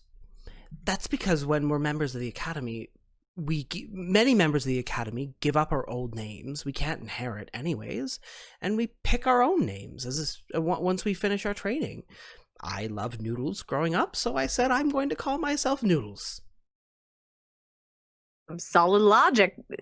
I would pick a last name of things that I'd like to, but my family name goes back generations, so I can't be feeling right about giving up my history. Master Noodles, I must insist the research. We've traveled many weeks. We've found curious places that this delirium has traveled, and it warps the weaker folk in ways I cannot even begin to describe. We've encountered creatures from other worlds who have traveled here and used it as a form of control in the mind. My colleague here has become quite proficient at decapitation to remove the offending brain that burrows its way into the host and takes over. It is. What have you discovered? That is so cool. Her face is just beaming, and she's hanging on to every word as you describe it. That is incredible. You mean to say that you have encountered... Now, do you know, were these creatures conjured from other worlds, or were they creatures afflicted by a physical... would you say there was a physical affliction that racked their bodies as a result of contamination from delirium? Oh, well, from our observations of what we've seen, there was a portal of some sort that probably led in a creature, but there were a bunch of townsfolk that were affected in the minds by these creatures, and some of them had physical burrows in their heads, so you could say a bit of both. Yeah, there seem to be links. They almost seem like separate incidents that have melded together in our thoughts. We've encountered both creatures affected directly by the delirium, and then those that have traveled here in search of power and used it to shape and warp to their own needs. Incredible. It tried to eat my brain. Incredible! That's amazing! Grappled right onto his head. It latched onto your cranium and tried to... How? Did it try to cut open your head and eat it out of your head like a bowl, or did it try to go in through the nose? Suckling on his face. The memory of the moment is a little it all happened very quickly, and I don't really like talking about it. It just kind of latched on, and then there was a lot of goo. There was a lot of goo. Just pat you on the back. It's like, it's all right. Well, and then You're safe here. There was an itching and like a warmth on the top of my head, and then all of a sudden it wasn't, and then I tried to kill it, and then it opened its cloak and it went into the stars in its cloak. Stars and this goo. And she starts asking you like really, really in-depth questions about like the physical properties and the viscosity of the goo. And how she do you have the goo? And as she does so, like she looks at you intently, and she opens up a book and starts writing. But as she's writing, another book falls off the shelf, and a pen gets up and starts writing as well on it. And she's just writing intently, and she's like, "This goo, yes, and." And would you say it was more like spittle or slobber? Wilhelm starts off by being like, I don't want to answer these questions. I don't want to. And then by the end of this, he's like laying on a couch, like giving a full like, and then there was tentacles, and there was wrapping around me, and then it just disappeared into who knows where. And Wilhelm's just like crying on this couch, explaining the story of what happened. Well, now, I must say that you've had a much more fascinating time. I can't hear you. Can you hear me now? Oh, Monty, it sounds like you might be muted. How did I mute myself? You guys cannot hear me? No. There we go. Can you hear me now? Yeah. Oh, good. And everyone in the world can hear me? Great. No. Oh, no. No, it died again. I'm gone again? You're popping in and out. Oh, okay. Well, let's just do this. Can you guys hear me now? Yes. Yeah. Okay. Great. Much better. Okay. Very good. That is likely because I have two microphones, one that I talk to you guys with and one that I talk to everybody else with. So that's that would be why. Okay. So that's a little, things happen. Might just be my headphones. Yeah. Okay. Yeah, and it wasn't that. Okay. So we're back in business. So with that, the question that she, Rudy, you were going to ask a question or say something. What did you want to say? Now, I heard you're mighty interested in delirium, and that's great. We can tell you all the information that we found so far, but I have noticed that when we came up, one of the captains happened to have a modified weapon that had delirium built into it. Do y'all have anything to do with that? Oh, yes. The Duke has been slowly procuring delirium academy forged delirium weaponry for all of his elite soldiers and elite guard. Now, I should assure you, of course, that the process of creating a delirium forged blade and weaponry has been one that is well developed by the academy, and it renders the delirium inert, allowing the power to be channeled through the blade, but not causing the other more erratic effects that we see in delirium. So it's the raw delirium that's really causing all this nastiness around the area. Delirium is exceptionally difficult to work with, but we have discovered several arcane catalysts that can be used, combined with a process that blocks it with leaden glass. It is very difficult for us to manufacture, but compared to other processes of creating magical weapons and armor and the resulting results, a delirium-forged suit of armor is nearly impervious. A delirium-forged blade can crack through adamantium. The quality of equipment that we can forge, a spell focus created with a delirium shard, will give a laser-like focus to any spell that passes through it. The potential for what we can create with delirium is frankly limitless, but it does have dangers, and that is why I have been interested in Todesfeld in particular.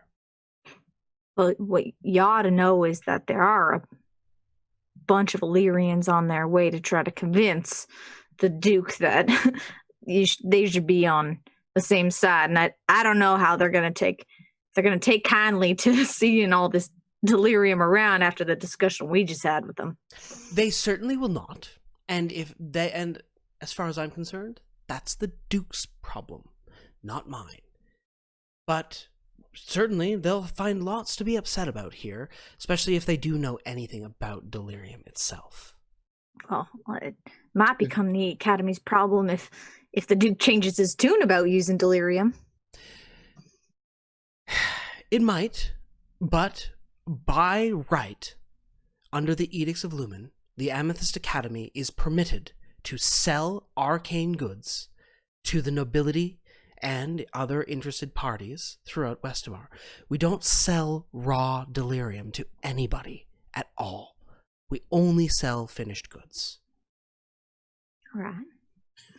You said that you had specific interest in Todesfeld due to your investigation into delirium. What is it about Todesfeld that has piqued your curiosity? Todesfeld is a fascinating long-term study of mine, and a suspicion that arose in my own for several years, and one that was confirmed only in the past few. You see, Todesfeld lies downstream from Drakkenheim, along the Dran River. And we had long speculated that the river might be a channel for trace amounts of delirium to travel down. Todesfeld seems to confirm that that is indeed occurring. And much more particularly than other settlements such as Altbrook. Altbrook, of course, was burned almost to the ground during the Civil War, so the population there is quite depleted. But even though Todesfeld suffered a great attack, it's an industrial hub. And most importantly, it seems that much of the contaminants that were coming down from Drakkenheim were being built up and caught by the Todesfeld Dam. And when Manfred von Kessel ordered his soldiers to blow the dam, it released a massive amount of contaminants into the lower city. And to this day, the common folk of the lower city of Todesfeld are suffering from delirium contamination. Fortunately, few of them have... Fortunately, it seems that few of them have become creatures. Most of them have simply died. But it continues to this day. That's horrible. That unintentional side effects I think of the Civil War is that the war itself could have caused some of the spread of delirium and had it end up in places that it didn't belong. It's more tragic thinking that the breaking of the dam, which was a strategic move in the scheme of the war, but is unseen that the impact of it would last this long. Well, it's difficult to tell if the impact is only something that is recent or is building up. Of course, it's only been a few short years since the dam was burst, and it's only been a few short years, 15, since the meteor fell. It takes time for contaminants to move down a river as long as the Dran. So it does happen, and perhaps even now they will be moving further out to sea. We shall see. But, in the meantime, I have been able to observe some very interesting subjects, and it has provided me with a wealth of knowledge of, well, how to help people that are suffering from this contamination. You figured out some sort of solution? Some to help these poor folks? Oh yes. Certainly we can ease their suffering and make sure that they die rather than go mad and transform into something. But the Duke is a very interesting case. The Has he Duke is been afflicted? Yes. Both him and his wife. His wife died, of course, several years ago. But the Duke has been surviving with delirium contamination for at least 4 years now. Ow. That's dangerous. Your guess is as good as mine, but yes, of course, it's very dangerous. But it's also a wonderful opportunity for us to learn how someone might survive. No? Do the people of Todesfeld know that their Duke is... No, they think he has syphilis, which is why the Flamekeeper won't see him. This sounds very fascinating. I applaud your efforts to study delirium further for the Academy, Master Noodles.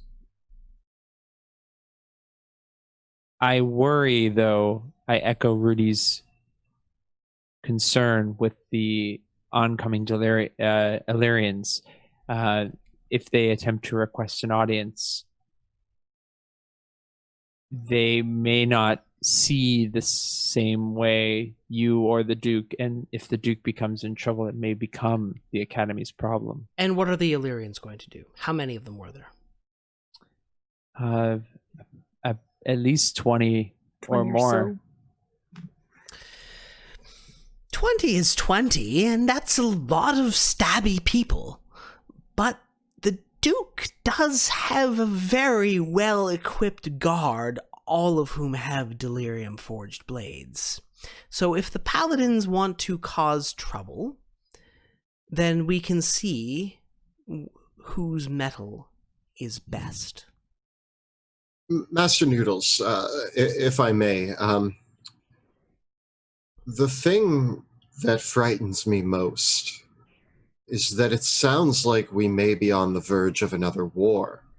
So they are coming here one way or another to seek aid in their grand march for destroying all of the delirium in Westmar. It sounds like we don't have to worry about whose side Todesfeld is going to be on. It sounds like the Duke is well bought in to what delirium offers. My fear then, and perhaps as a outside party of being nobility, you can attest to this, that does this not strike you as possible a spark that could ignite a much larger fire? If you don't think the fire's already burning, I've got news for you. That spark was lit a long time ago. With the Illyrians? It's already burning in their hearts. Look at it. Look at this situation. It's awful. Straight up. Then how do we stop another not a civil war, how do we stop another war between Illyria and Westamar? In my view, it's probably inevitable. Huh. But we shall see. I mean, if Illyria and Westamar want to go to war, well, the Academy will provide its services, as it has always done, to those who pay for them. We are not allowed, as the Academy, to participate in a war in any direct manner, but nothing states that we cannot provide weapons and equipment to those who pay, and if the Illyrians do not want to buy what we are making, well, then that's their funeral. Does the Duke here, I see he's obviously going along with what the Academy has to offer, what are his thoughts on the supposed new ruler of Drakkenheim, or heir? We heard about that on our way. We're mighty curious about it. You can ask him yourself at dinner. All right. Not a touchy subject, though? The Duke is very opinionated. All right. Keep that in mind for the way we approach that situation. Master Noodles, I was able to acquire some remnants of the brain spawn Fantastic.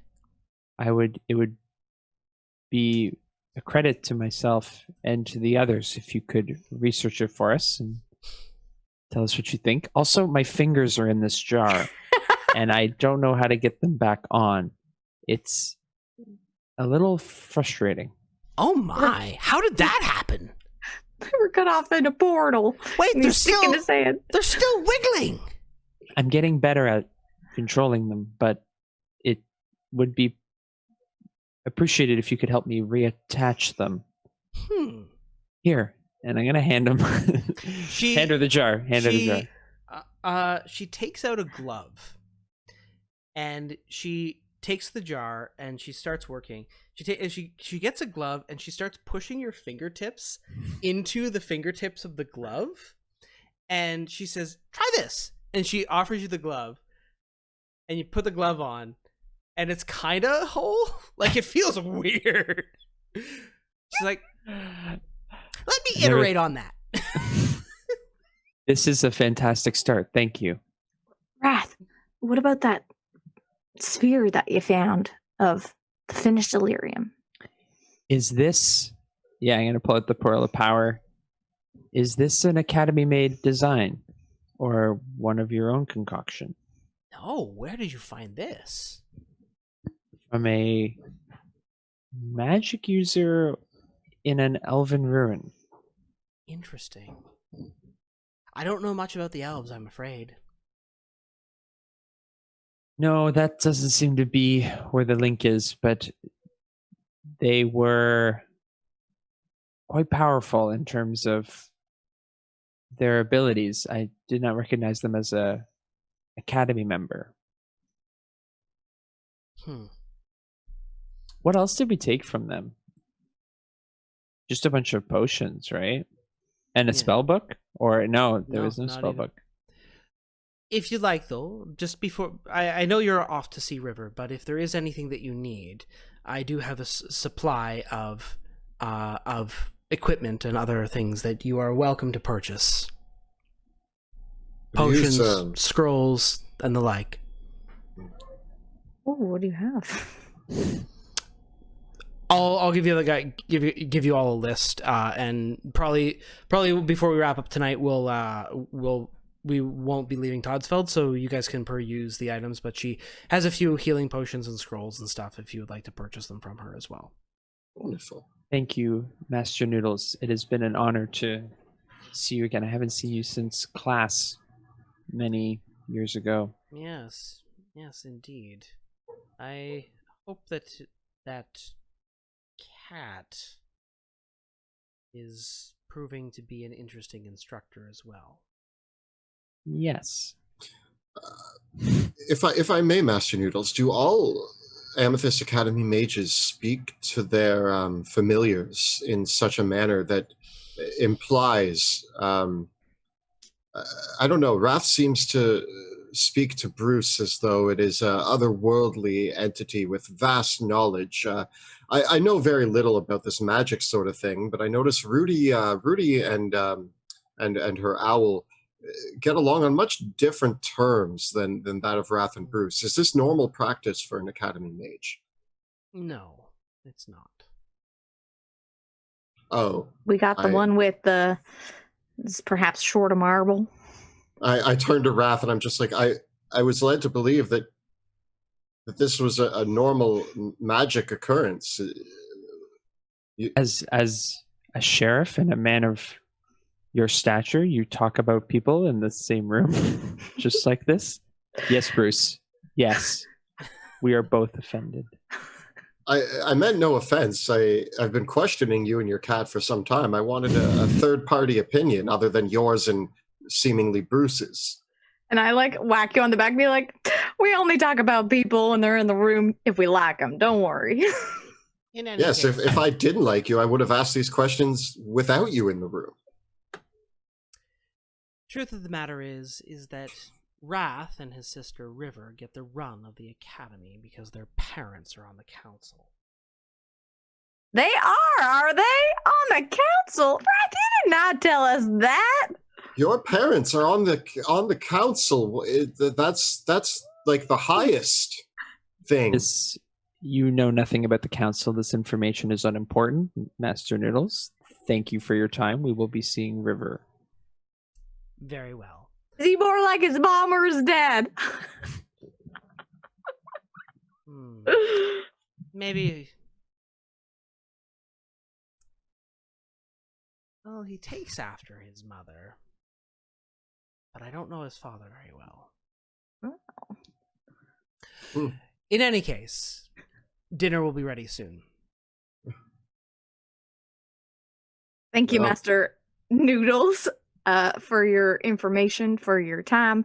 And of course, if you have any questions for us while we are here, we're more than obliged to have any more chats you need about our interesting endeavors thus far.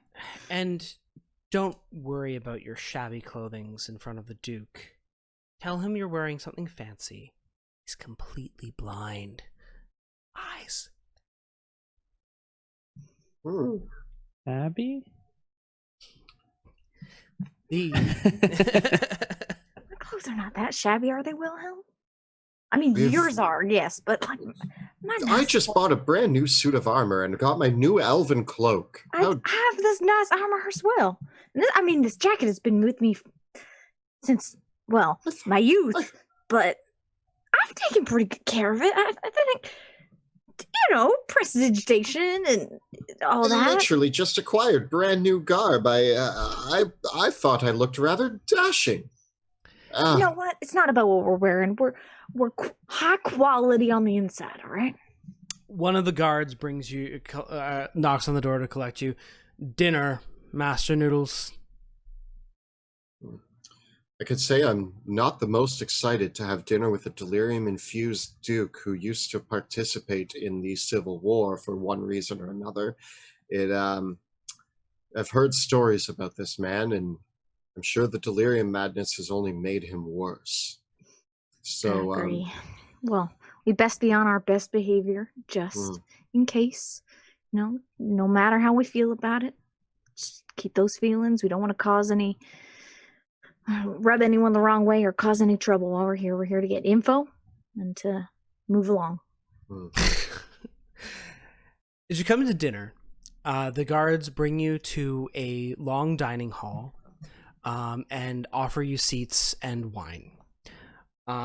The seated with you, there are the three of you and a few other servants about, and Master Noodles and the king and the Duke's chancellor and steward arrive and say, and they simply say, they ask for your names so they can present you to the Duke.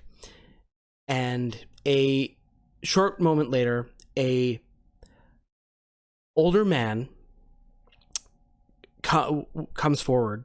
He is though it looks like he can barely walk on his own, he pushes himself away from the steward, and he is wearing yellow cloaks, and he has his hood drawn up over his head of the cloaks. It looks like he has like a steel pauldron, like he's still trying to wear military officer's armor. You can see that he's got a breastplate on underneath. And it's difficult to tell whether he might have once been 6.5 feet tall, but he's stooped over, and with the hood over his face, he has a pair of black glasses that are just solid pieces of wood, and attached to them is a bulbous silver nose with a fake mustache attached to the nose. So glasses, fake nose, fake mustache. And as he comes out, you can just see as he talks under the mustache, you can see that it looks like the entire top of his lip up to his nose has rotted off, and the mustache and the nose is concealing it. And what is under his eyes is nothing, but he clearly cannot see, for he looks off in a random door. Like he always is. There's someone that comes and faces him in the right direction, and he has a cane that he stands off on.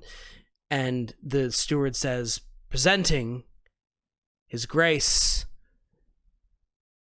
Duke Ludwig von Fritz. Ludwig von Fritz, Tonight you dine with Master Noodles and guests from the provinces.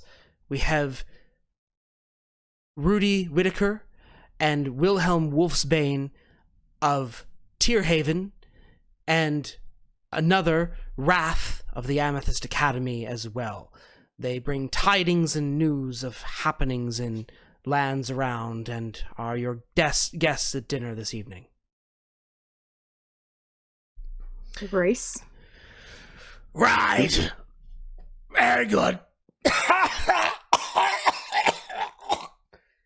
And there's blood all over his hand, and a servant comes up and scrapes it off with puts on a glove and scrapes it off.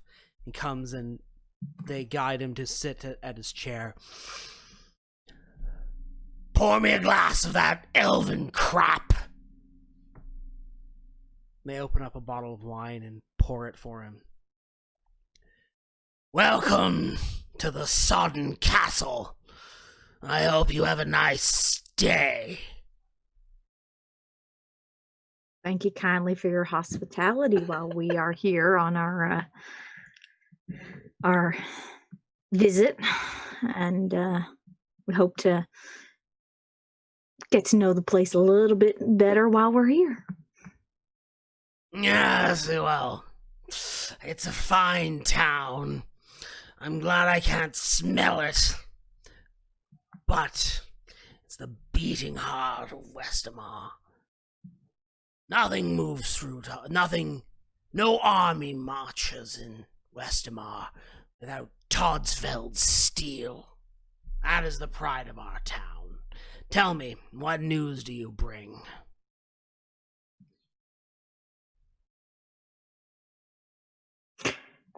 Do we tell them about the Illyrians?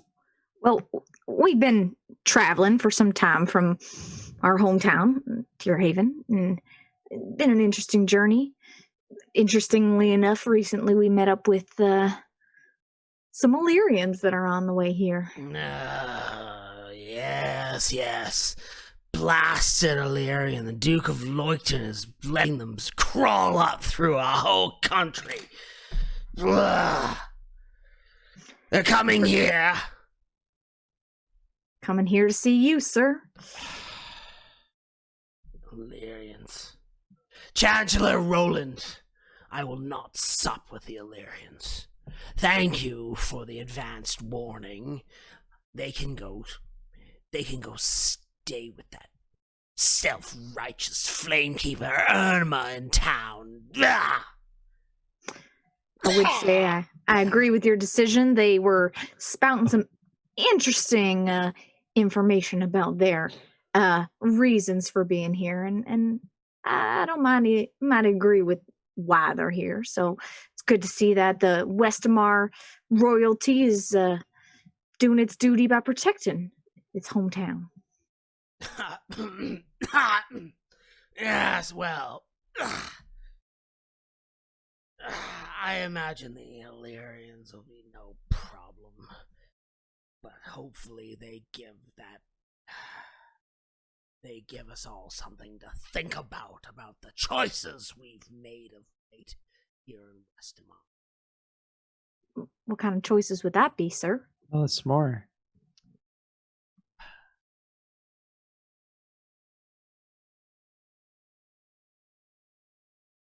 We've been through enough wars past couple years. There's a civil war. My late wife made sure which side I would fight on in that war, and whichever side of a war I fight on, I'm going to win. That's the way of it. Well, they might have wrecked my town, broken my dam. Got my comeuppance. But now, after being paid with my steel and months of my gold funding his little march, Elias Drexel puts a Caspian whelp on the throne of our nation. That's not right with me. Say he's Caspian? The heir's Caspian? He's a Caspian bastard, that's what he is. What claim would a Caspian have to Westamar? Exactly! What claim indeed? They say they found some king's will in the depths of the cathedral. Hogwash. Words on a page. I'm sure there's not a reason why they would just throw any Caspian on the throne. There's got to be some reason why they would do that. Caspians look for whatever reason they can to clamber up on top of a throne and show themselves off to their women. They think they can make an empire. Well,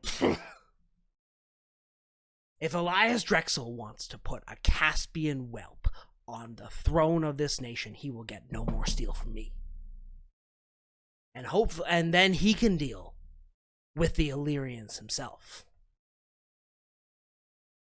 Forgive me. I do not stay up to date on the comings and goings of the regal families. Who would be the more appropriate heir to this throne? I would have hoped that Elias would have dug something up that would have given the Kleinkessels a bit of a claim to the throne, but let me put it this way. At the very least, I'm thrilled that Manfred and Conrad are both rotting in their graves, and all their little bastard children. That's an interesting way to think about it. Sounds like you're not much of a fan of the Von Kessels. You stood with one of the Von Kessels, and yet you sit here and claim that the death of an entire family is good. And you want to give the throne to the Kleinkessels? Good riddance indeed. That's what I say. Neither of them were fit to sit on that throne. Neither of them. Better off without them. Question what kind of throne there is right now. I've heard about the state of what's going on in Drakkenheim. Again, learned so much from these Illyrians about what the heck is going on. But I heard it's a ruin. I heard there's nothing there. There's no throne to sit on in Drakkenheim. There's no throne there. There's bigger issues here than who's going to be the new ruler. There's much more at stake here. There's problems that we need to deal with, and we need to come together to do that. We don't need another war. We need to band together and solve the delirium issue that plagues Westamar. The delirium. I'm sorry. Noodles speaks up. Your Grace, the crystals that the swords are made of. Ah, yes, the crystals. Yeah, swords, yeah, fancy things, I think.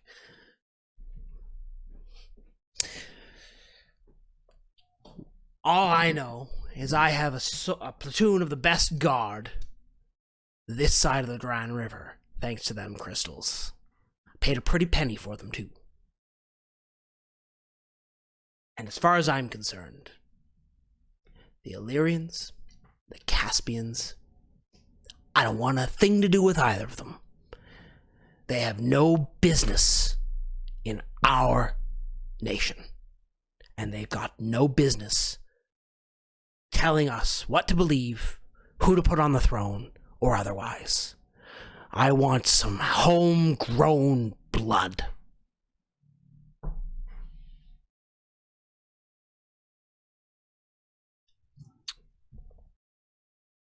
Well, it's a shame that you saw to it that the entire bloodline was wiped out, then, isn't it?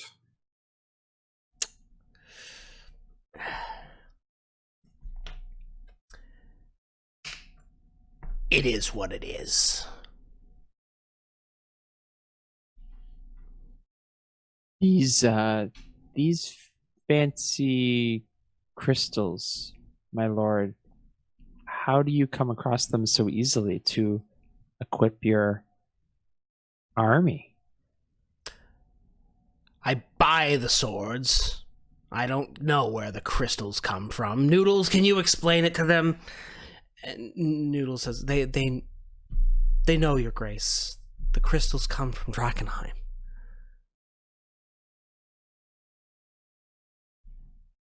I heard they're causing a mighty fine problem in your lower city, though.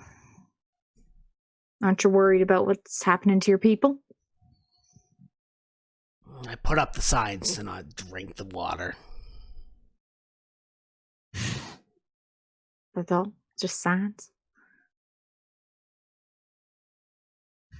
What else am I supposed to do? Huh? Well, you could say in a way that, just like Drakkenheim is being a wasteland, that your lower city's turning into one too. Is there no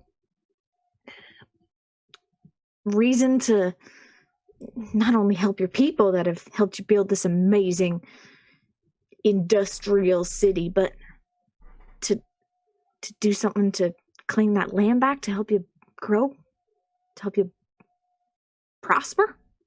Todesfeld is prospering. No thanks to anyone else but me. You gained a lot from the Civil War, didn't you? From the outcomes of everything. Yes, I would say I've done quite well. Well, somebody had to. Well, with that Elias Drexel draining every spare sword from me and begging me for more men, we'll see how long that lasts. And is Elias Drexel still in Drakkenheim? Is he fighting for this throne, this alleged heir? We'll find out.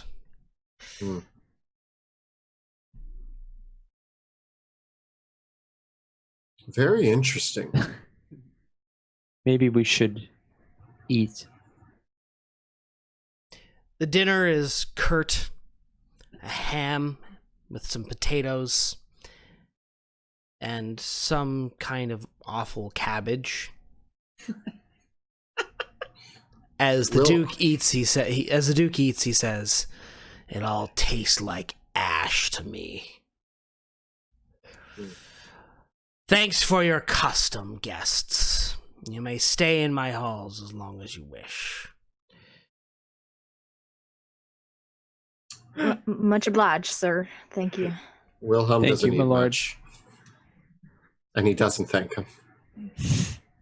With that, he lets you are released back to your chambers. Noodles will prepare any potions you might need and works on refining Wrath's little glove for his severed fingers. She excuses herself, and you are shown to a guest suite that is this rather cozy accommodation with a bearskin rug and a few separate rooms for you to each sleep in. But you have a common room to discuss in. Yes. What was that? What was what? I didn't like his attitude. I didn't like the way he presented himself. There is a certain amount of manners that need to come with being hospitable towards your guests. And you blame the man? Look at his face. He's falling apart, just like Master Noodles said he would.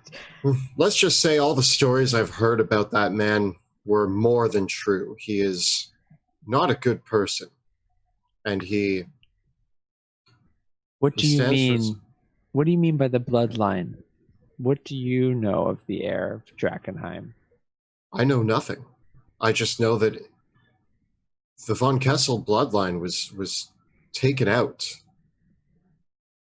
It was destroyed. So who was left to create an heir? I mean, I don't know much about the royal family, but who knows with these royals, Caspia, Westamar, who they might have paired up with and who came crawling out of the shadows to try to take over that crumbling city. It's crazy how they found someone. I can't believe it.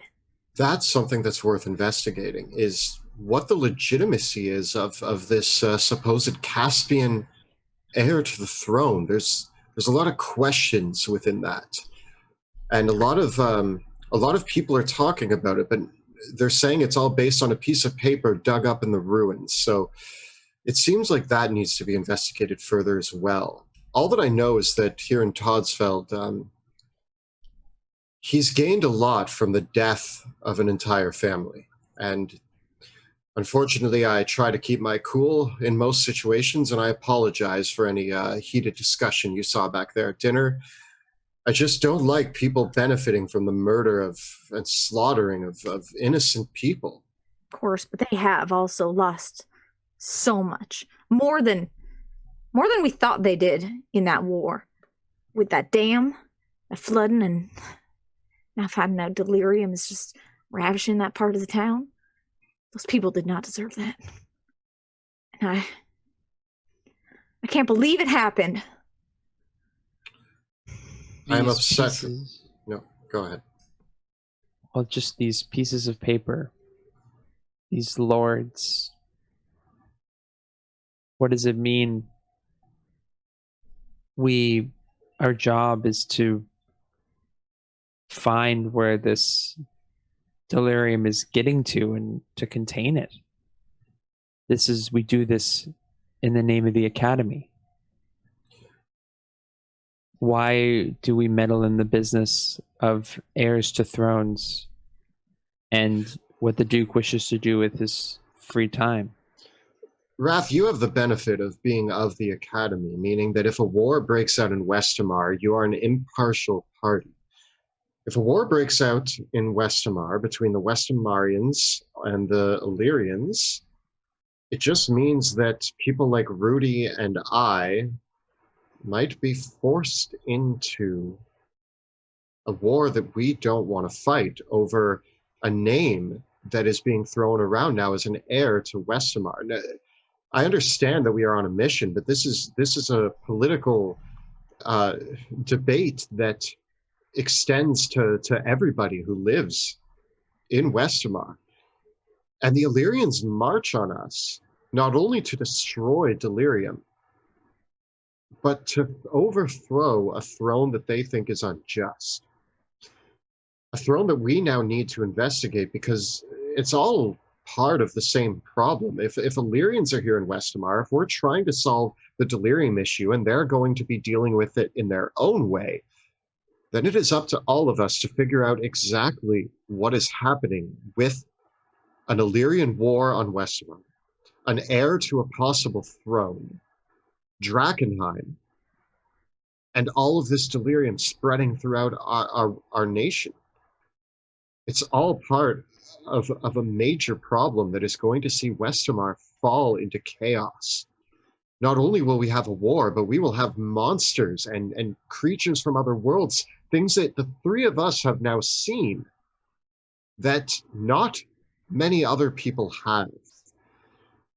And that's going to be bubbling below the surface while everybody tries to fight amongst themselves over a crumbling throne. So it is our problem, Raph. Have you picked a side? The way I see it, I mean, I stand for Westamar. I'm interested in what the Illyrians' purpose here is, and I'm interested to see if they come to help. But if their swords are already pointed at Drakkenheim, and they are ready to go to war with anybody who doesn't want to get rid of Delirium, which seemingly we've already discovered, Todesfeld will stand against the Illyrians, and that fire is going to grow. You may be a youngin' in this situation. You haven't had to get into it with fighting nations, fighting brothers over brothers about this. I've seen some things in this war that we had in Westamar. It is families that will suffer. It is why we are on this mission, to make sure that the innocent do not suffer like the people in Todesfeld have in this last war. We may be on the search for Delirium.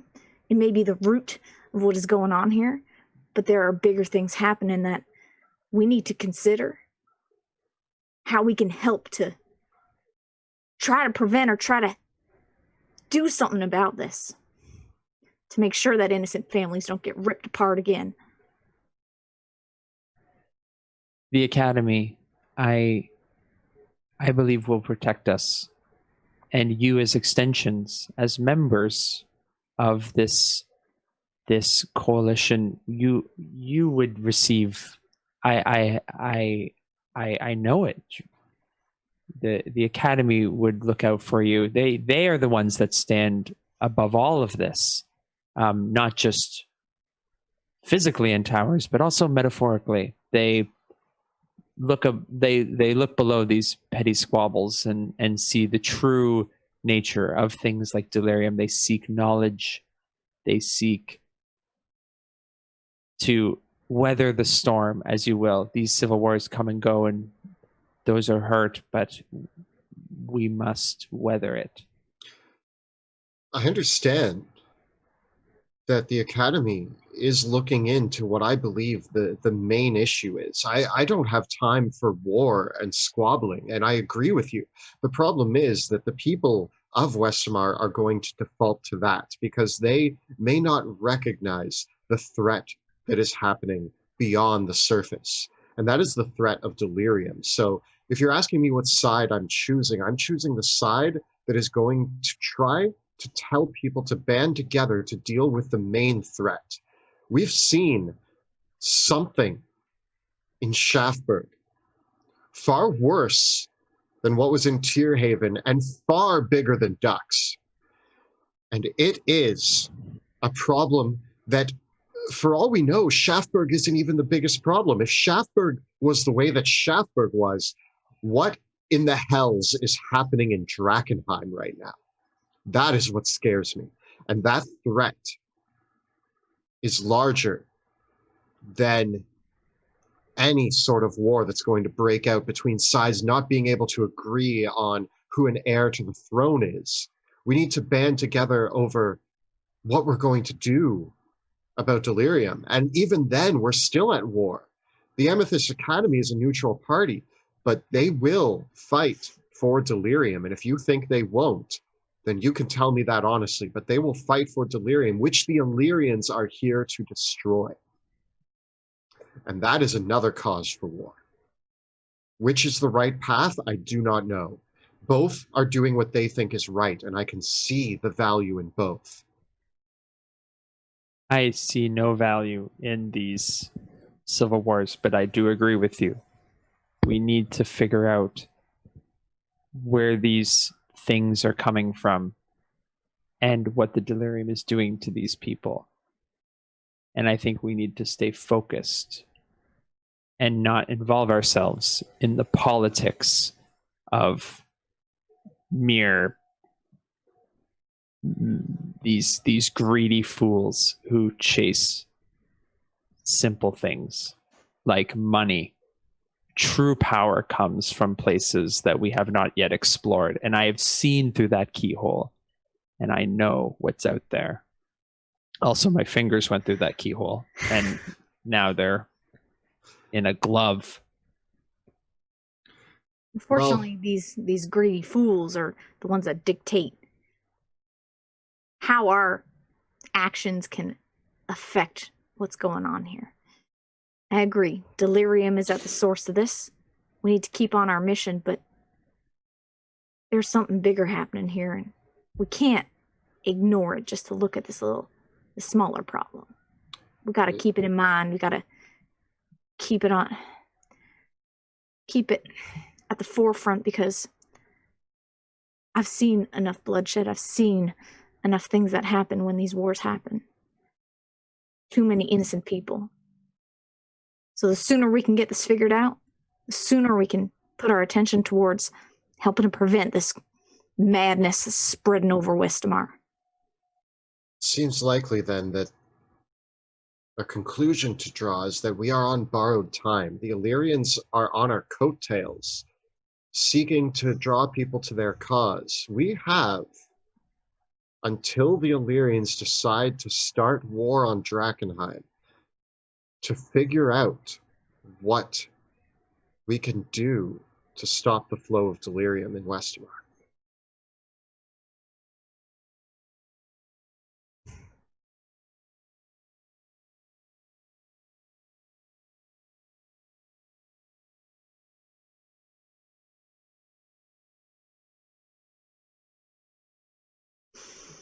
We need to see River. Rivers He's and in Dransmond. Yeah, we have to head to River. Well, we've met Noodles. We get some stuff. Now you got Guess we're me not taking laughing a look at at Noodles. I think Come it's now- on. I think it's imperative that we try to stay ahead of the Illyrians as much as possible. I think we've Okay. already left our message here, and we can move on. I think River needs to know what we've learned as well. Okay, so you've decided that you would like to move on from Todesfeld directly to Dransmond rather than linger here. Yeah, we'll stay the night and then we'll leave in the morning. Okay. The evening passes uneventfully, and in the morning, Noodles does meet you for a rather simple breakfast, and she says, "Try not to worry too much about the Duke and the people here. I'm doing what I can to find out if there's any way to help people.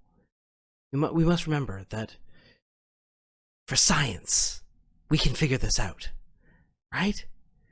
There's plenty of people here that, yes, they're suffering, but I'm learning so much about maybe even anything that we can do to help people who are being afflicted in this way. The Duke, yeah, he's suffering. He's going mad. But maybe there's a clue. It's just going to take time for me to figure it out." I think if it's helping people in the long run, it's the more right thing to do. But I can't help but feel guilty about all that's happening here. I mean, "Oh, sweetheart, it wasn't your fault." What? You're right. It wasn't my fault. Your work is imperative, Master Noodles. Please, I hope I can reach out if I have any other questions. Certainly. rule number 99, whenever given a difficult choice, the option that helps the most people is the correct choice. So the service you're providing here, although many people are suffering, can save many more people, then it is good work that you're doing. The Duke isn't much good for it. He doesn't really understand what's happening to the people here in Todesfeld. Fortunately, though, it seems that it is contained to the water, and at the very least, the people who are getting sick are at least only getting sick. I'm jealous of all the monsters that you've encountered, though. Be sure to bring back a sample for me next time you're through. You can keep that sample of the brain. I have a few others for treats. Say hello to River for me. Absolutely. And with that, you spurn your mounts and take the last and muddy road that follows along the side of the Dran River out of Todesfeld and towards Ash Bay and the city of Dransmond, where there you will meet River and the Von Badens. That's where we're going to end for tonight. Awesome. What? Did we roll dice? We did. We rolled a d6, and I think there was a persuasion check somewhere. Yeah, My I dice almost are over gave there. away I my- didn't touch them. Petey's laying on my dice tray. I'll send photos later. he Wonderful. curled right up in it. A very roleplay heavy evening. Got intense. Yeah. Feels like some classic Drakkenheim. Oh yeah. Yeah. Oh yeah. So Was many missing that players. tension a little bit, yeah, you know. Jeez. All right. Now we're into it. Now we're into Now we the gotta meats. murder kings and stuff again. Oh, come on. Here we go, killing again. Things are escalating, and now suddenly we have to choose sides. Is this going to be another 52 episodes of complications? Oh, you betcha. Good. Very good. As always, a massive thank you to Jill, Joe, and Kelly for playing, and they're awesome. Actually, big hand. Awesome role playing, you guys, tonight. Like, Thank you. A lot of fun. really, yeah, really great. It's fun. I want to give a huge thank you to Kyle for being in the chat tonight, keeping things real. keeping things awesome and just being a voice for the Dungeon Dudes during our live shows.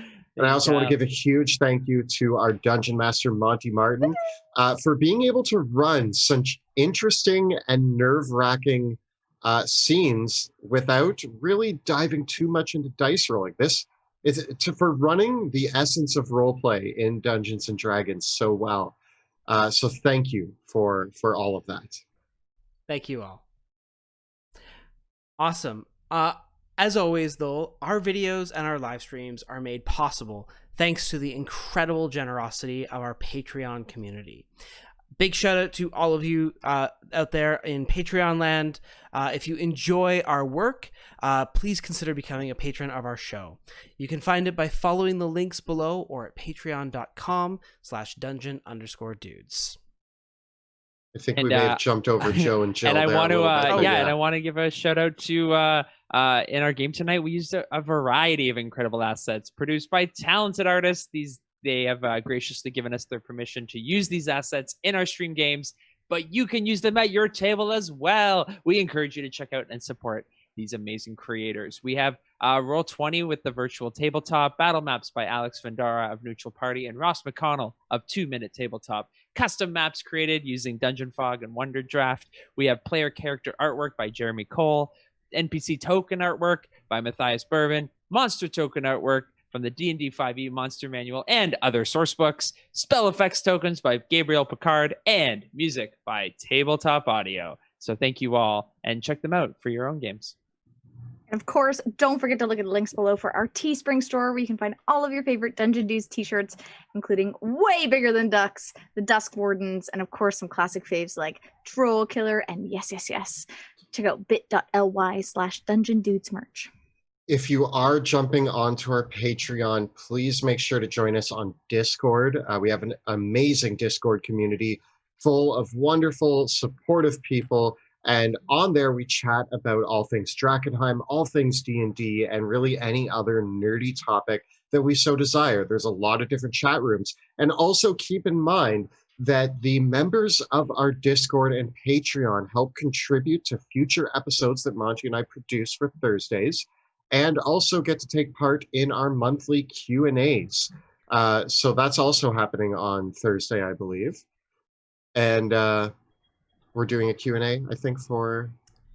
We'll double check if it's this Thursday or double next check. Thursday. We'll get back to you on the dates. But yes, Q&As once a month, which is also contributed to by our Patreon. So be sure to join us in Discord and join us on Patreon. And of course, be sure to check us out every other Tuesday and every Thursday when we post new videos on our YouTube channel where we cover everything D&D. It's Druid Week this week, so we did our Druid subclass tier rankings. That came out today, so you can check that out right now if you want to know what we think about all your favorite Druid subclasses. And then we got a guide on our top high-level Druid spells coming out as well on Thursday. So some cool stuff coming along there. Be sure to join us live next Tuesday when we record the campaign live on Twitch. Check us out from 6 p.m. to 9 p.m. Eastern Time at twitch.tv/dungeon_dudes. You can also watch the video episodes of the show on YouTube. Thank you so much for watching, and we will see you next time in the shadows of Drakkenheim.